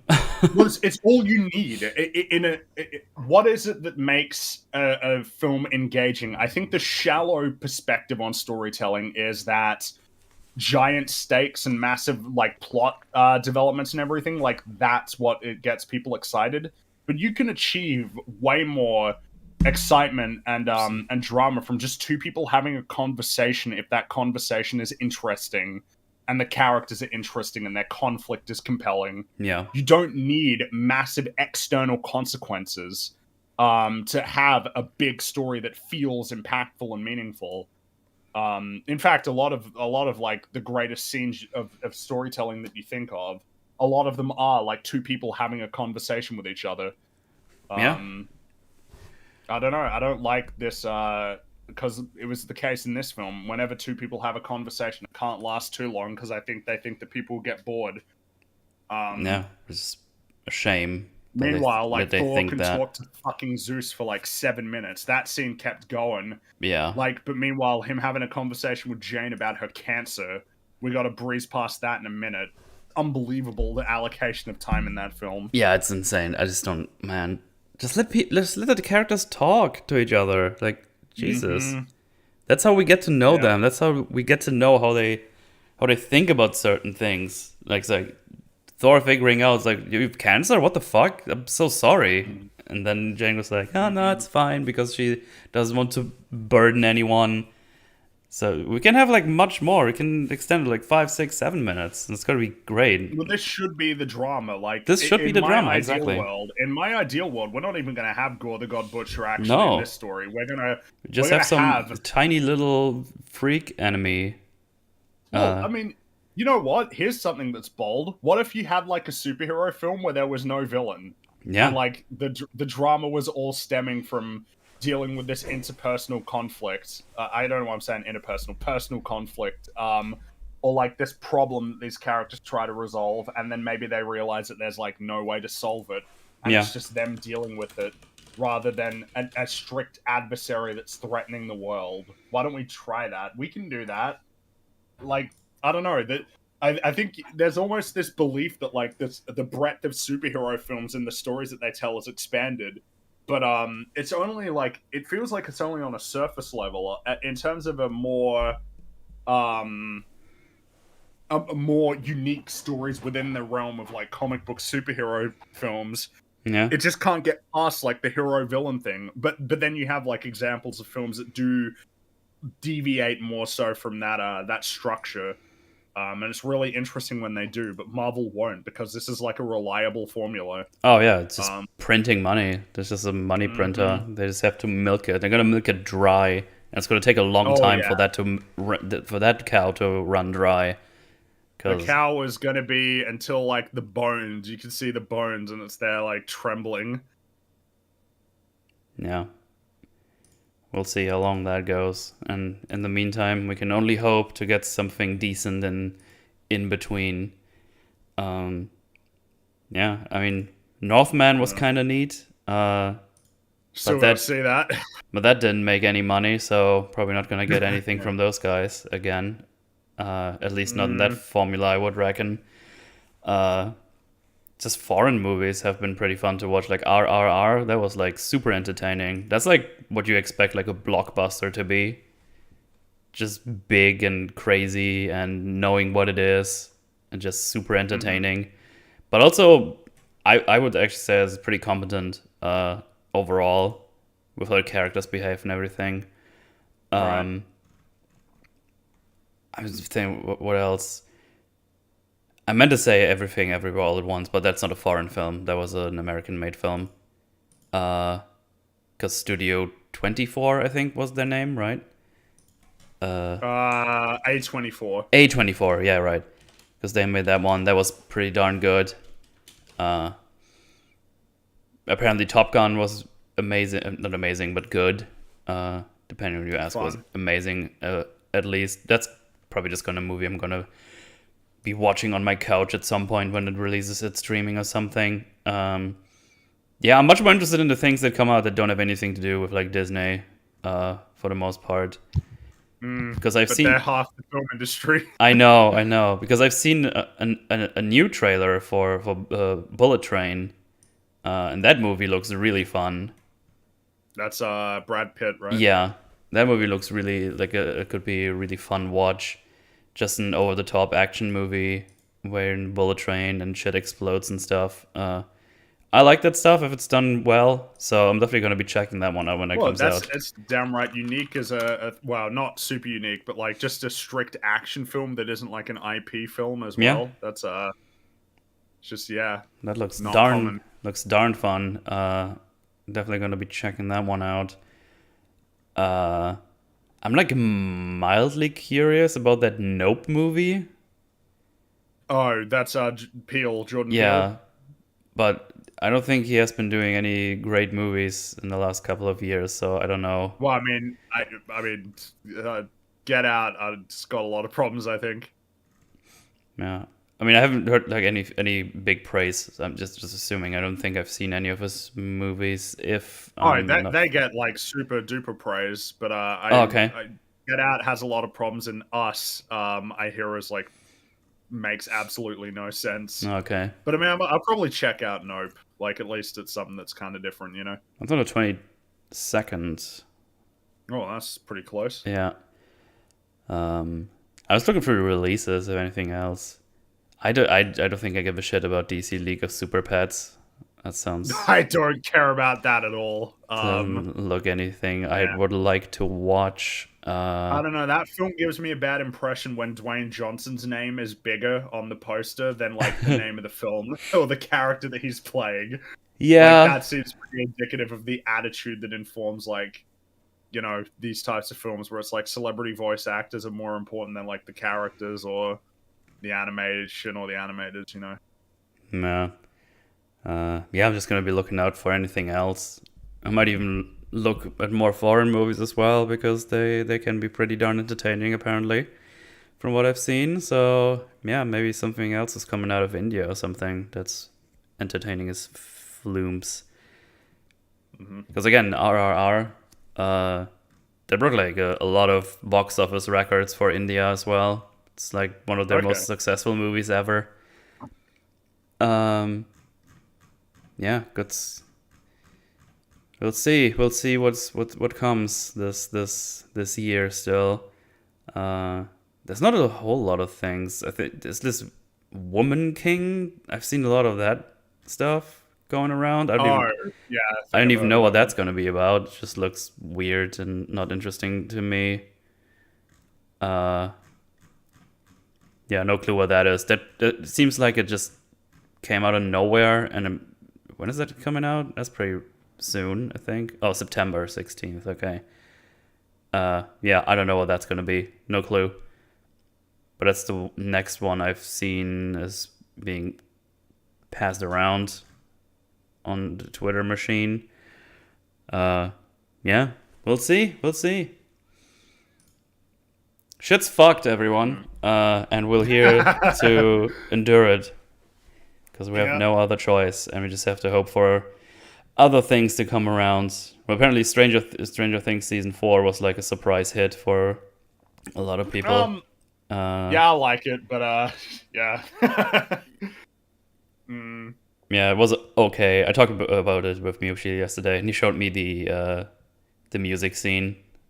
And I had no idea what was going on, but I just realized it was pretty awesome. It is quite cool. There was things happening. I had very little context. I was like, I don't know, but it looks fucking cool. I like it a lot. Yeah. I just hope they don't ruin more when time comes, but they probably will. I'm just keep thinking about Arcane Season 2, and I just hope they give them enough time to make it really, really good again. Because that was awesome stuff. But yeah. I guess that's that then. I'm gonna go read them chatteroonies of the supers. Oh boy. Let me do a reloadenheimers. EFAB tomorrow then? Yes, that is going to be tomorrow at the time you used to be on Saturdays, I think. I think so, yeah. So yeah. More talkings about Thor with more people. Hooray. Yeah, because normally this would have been tomorrow, the Forge, but we switched it around. Alright, let's see. I just like a good movie or show. I agree, me too. That'd be nice. I'm a big fan of good things. It's actually funny, because every time I invited someone on the Forge, it's like, hey, you can make me watch anything, good, bad, whatever you like. Everyone so far has chosen something good. It's like, if I can choose, I'm not gonna watch anything bad. I want to talk about shit I like. I was like, yeah, that's fair play. Oh, actually, Jay is gonna make me watch something possibly bad. Uh-oh. Because this new comedy Doctor sludge Who is stuff? coming out. Fazar. Oh, I right, think okay. that's coming out next week, and we decided to watch the first 3 episodes and then talk about it on the Forge. It's from the same makers who made the show Jay already talked about on his channel. I think Hoops. I think it was. Oh. It's from one of those Oh, no. people. So yeah, look out for that one, everyone. Chat. That's gonna be in 2 weeks, I think, if I'm not mistaken. That should be a fun one. Yeah. No EFAP today? Fine, I'll take EFAP Lite. Wow. Yeah, no. Thanks for hanging out. Hope you've had fun. This shit happens every week. I'm here every week, alone or with other people. It's crazy out here. Taika Waititi said, "I'd ruin your mythos years ago and kept his word. Now I'm worried that season 4 of What We Do in the Shadows won't be very good." Oh boy. I'd ruin your mythos. In what context did he say that? Was it for Star Wars or whatever? Oh, yeah. Oh, great. It's always fun to hear when people, when like writers and directors just like, I don't care what people Wait, sorry. want. No, wait, no, no, that was in relation to Thor, wasn't it? Oh, sorry, I mixed it up. Was it? Was the quote to do with, like, that who cares about canon or whatever? Or, like, continuity? James just says, What was was about Thor. He said that. Okay. Yeah. Not Star Wars. Star Wars was a Natalie Portman thing. He Yeah. said some things about Star Wars that were, like, the thing that I liked that he said was we need to, like, to expand the Star Wars universe, you need to, like, have characters who aren't like the Skywalkers and Yeah. stuff. And when I heard that, I'm like, oh my god. Oh yeah, I like Finally. that. Go ahead. You got me already. I'm hooked. Yeah. But then you said, hey, Natalie Portman, can you be in my Star Wars movie? You fool! You ruined it. You ruined it. A little bit, yeah. Yeah. You see, Disney realized that it's faster to simply not fully cook their food. Saves time and money, with no downside whatsoever. No one's complaining. I like the idea. Hey, look, no one's complaining, alright? It's like, yeah, I wonder why that is. Why is my chicken still raw in the middle? Shut up, we're saving money. And if you complain, you're racist. Mungo Man bad. Yeah, Mungo Man is pretty bad. You should put in the character work for something like No Way Home or make this garbage for slightly less money and way less work. Joy. It hurts. I said it before. I don't remember when I said it. It was probably during one of the Obi-Wan episodes. Like, I wish I would get billions of dollars and being like rewarded for making like trash all the time. It's like, look at all this chicken shit I made. Give me money.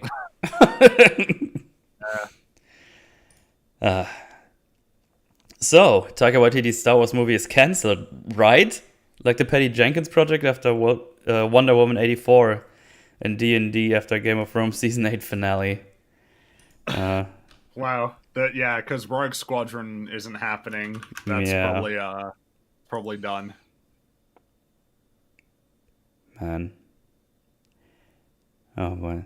Schmeck me with your massive peens, boys. The coom will give me the strength to continue pushing these shows off the roofs onto pox spikes. Monkeypox spikes. When will you have your own channel membership? You massives.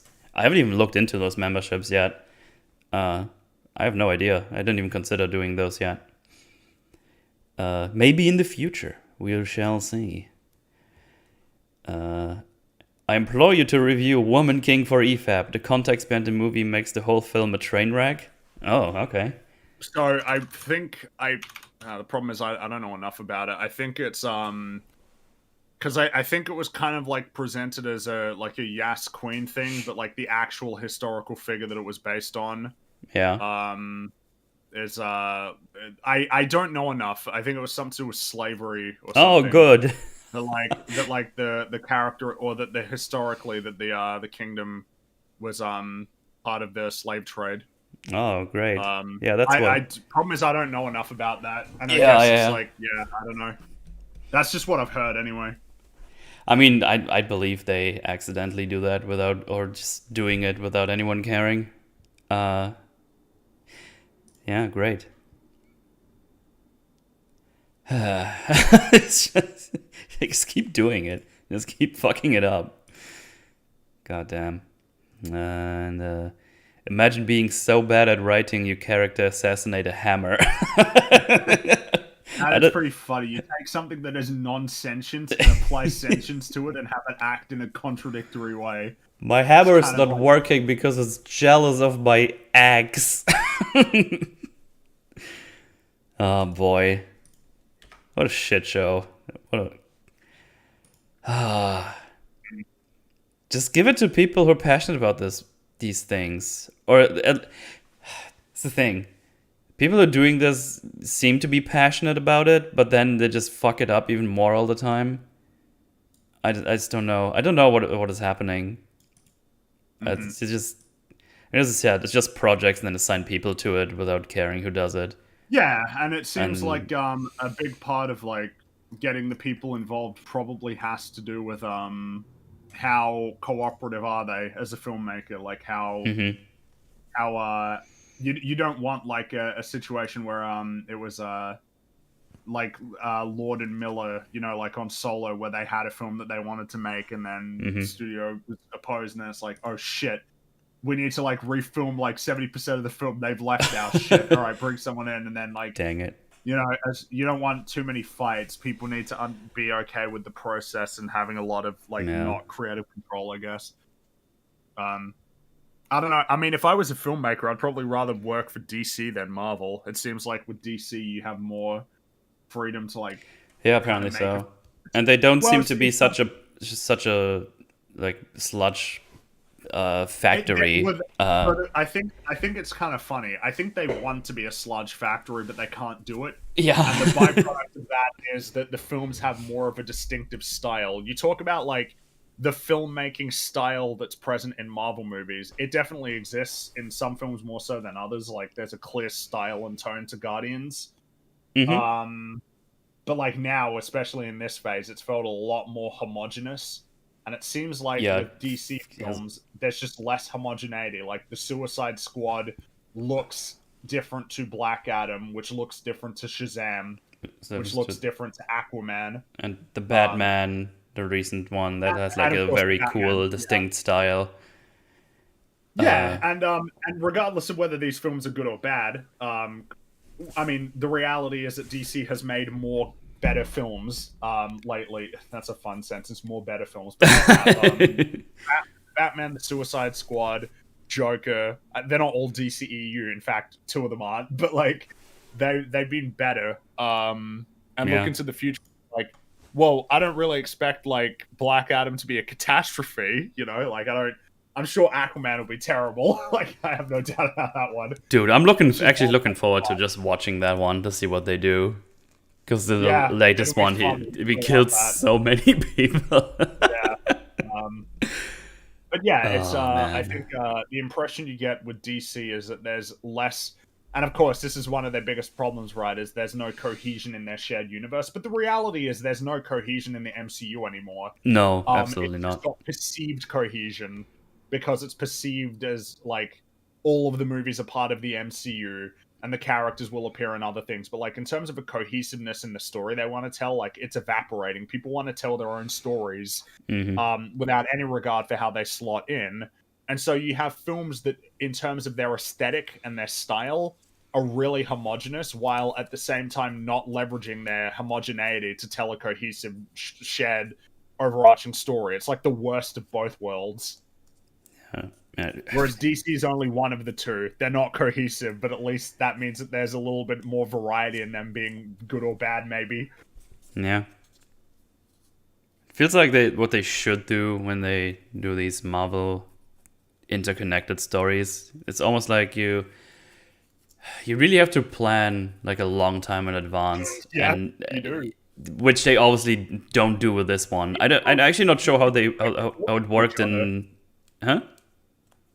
Oh well, I guess you were going to say in like phase one. I think the Yeah. whole point of phase one was like I doubt that they had like a super clear idea of where they were going, but I think that they set up enough things that they could leverage, like with the Tesseract. Mm-hmm. Because I mean, it's the Tesseract is like the big thing in phase one. That comes True. Yeah. really clear in like Cap 1 and Thor. Like they spent a lot of time on the Tesseract. Mm-hmm. And then that leads directly into Avengers. Phase 2 was a lot more scattershot. It was like phase 3 was when it started to feel like there was a direction Yeah. to me, like with Civil War and where that led to, and then the stories that took place in that period with like the like Sokovia Accords period leading up to Thanos eventually getting involved. Like that felt a lot more clearly there was a direction there. But now I think it's evaporated, and I think part of it is that nobody talks to each other. Everybody does their own story, but like Yeah. nobody seems to talk to each other about how they're going to tie their stories together. Yeah, that's what I was ultimately going for. That I feel like at least to some degree in the first couple of phases they at least talk to each other. It's like, okay, this is what I'm gonna do. You should take care of this and this and this.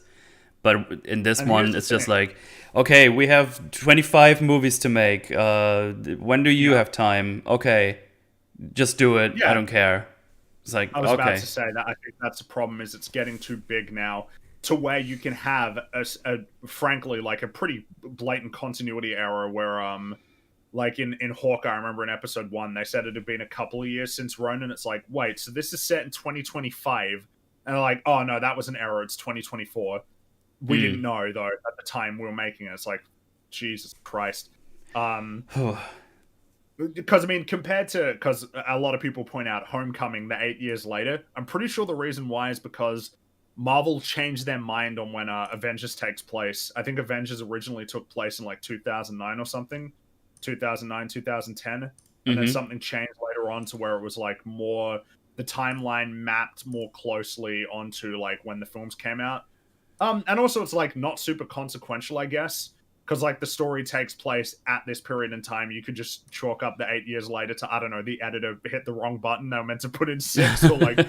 yeah, It's as opposed to where we're at now, where like how these stories slot in together and keeping track of where our characters are has fallen completely by the wayside. Like I would be surprised if anybody could tell me, like at this moment at Marvel Studios, can you tell me where everybody is? Like where are they? Where are all the heroes? Like what are they up to at this very moment? Whereas I mean, I guess at least in like phase 1 we had a clearer idea because I think I'm pretty sure Iron Man 2, Thor, and Captain America all take place like the modern stuff in the span of 1 week. So like Fury's big week, that was the shtick. So it was all happening all at once.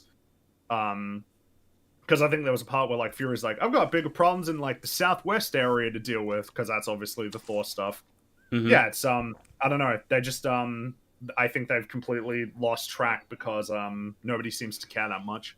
Yeah, they definitely don't care about basically anything that came before Endgame.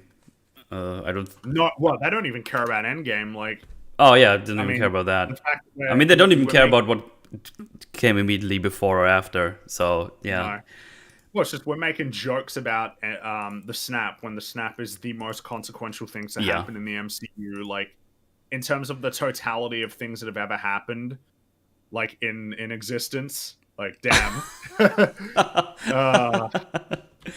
Like it's Jay just posted this picture and said, "Bruh, no way." It's the Infinity Gauntlet cone.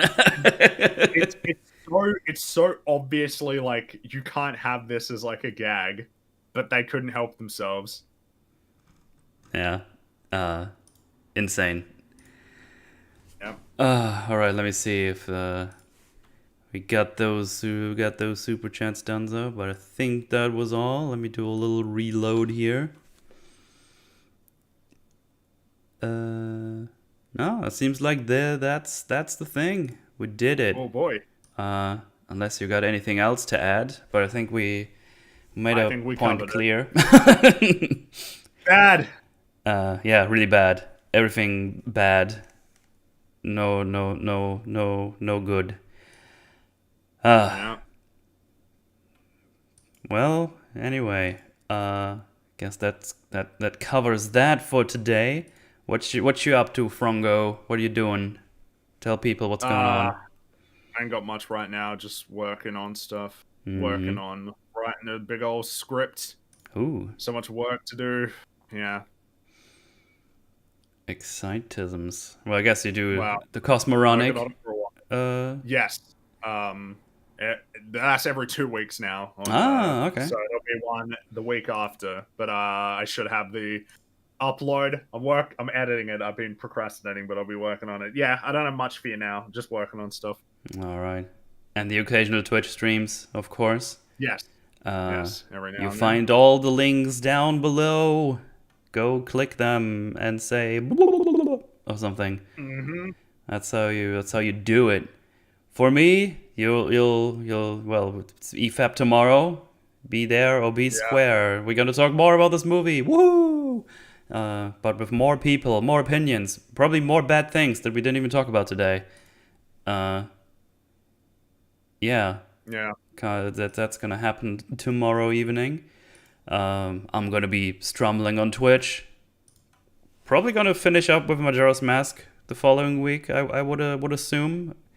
It depends on how much I want to do in the game. If I want to go like 100% or close to 100%. But I think I'm gonna go all masks at least because that sounds like fun. So yeah, I've been enjoying Majora's Mask a whole bunch. It's good stuff. I should play it at some stage. Yeah, it's I'm pretty confident now that I like it more than Ocarina of Time actually. Oh boy. I think this has more cooler stuff in there, and just mechanically I like it more because there's like this whole time loop thingy, and I think it's pretty neat. Yeah, it's kind of an interesting mechanic that's not often seen in a lot of games. Like that alone makes it unique. Yeah, especially it's N64. Like that's like damn. I don't know any game that did it before this. There probably was, but there you have to actively turn back time and stuff, so you have to reset and remember a lot of things. Like I've like my little notepad here and just written stuff down, like the old gamer I am. Was an idiot when I was a kid and didn't appreciate Majora's Mask. I didn't understand the game. I couldn't get out of the town when I had it as a kid. I just didn't understand what was going on. Yeah. So we rented it once from the store, with video store, and after I was like, I don't get this game. I'm too young and dumb. Those are the decisions that developers have to account for people's like inability to play their games. Yeah. Yeah. On that, I'm chipping away on that John Wick 2. Just working on that between work and stuff. Still gonna take a while. It's probably gonna be. It feels like it's gonna be much bigger than the first video. I don't know. It just feels like I find more stuff every time. That second one is a fucking disaster. Like it's really bad. But I said that multiple times. But it's yeah. It's gonna be fun. I'm looking forward to put that out in, I don't know, 15 years. Who knows? Whatever, it's done. Yeah, I definitely don't have a time frame. It's just working it between streams and Forge and work. But every time I start working it, I just get sunken in there into the work. But yeah, also first draft, redrafting. Always redraft. Redraft is good. Redrafting good. Yeah. That should do it. I don't think I have anything else. Go watch the FFs tomorrow. Go to Frongo if you haven't already, and stay here. Well, not now, but on this channel, and do the following stuff and things. Yeah, that's how you promote stuff. I'm really good at that. Anyway, I shall be back. Oh yeah, right. Next week, next week's Forge will be RoboCop, the original one.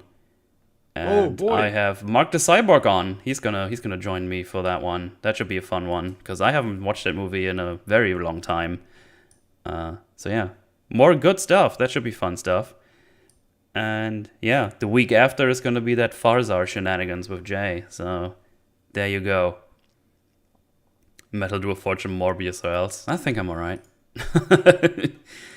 So yeah, more to come. All the things we do, all our stuff. You know how it goes. And yeah, thanks for hanging out. Thanks for all the kind super chats and follows and stuff. And yeah, I'll catch you all in the next one. Goodbye. All right, see you, everybody. Bye.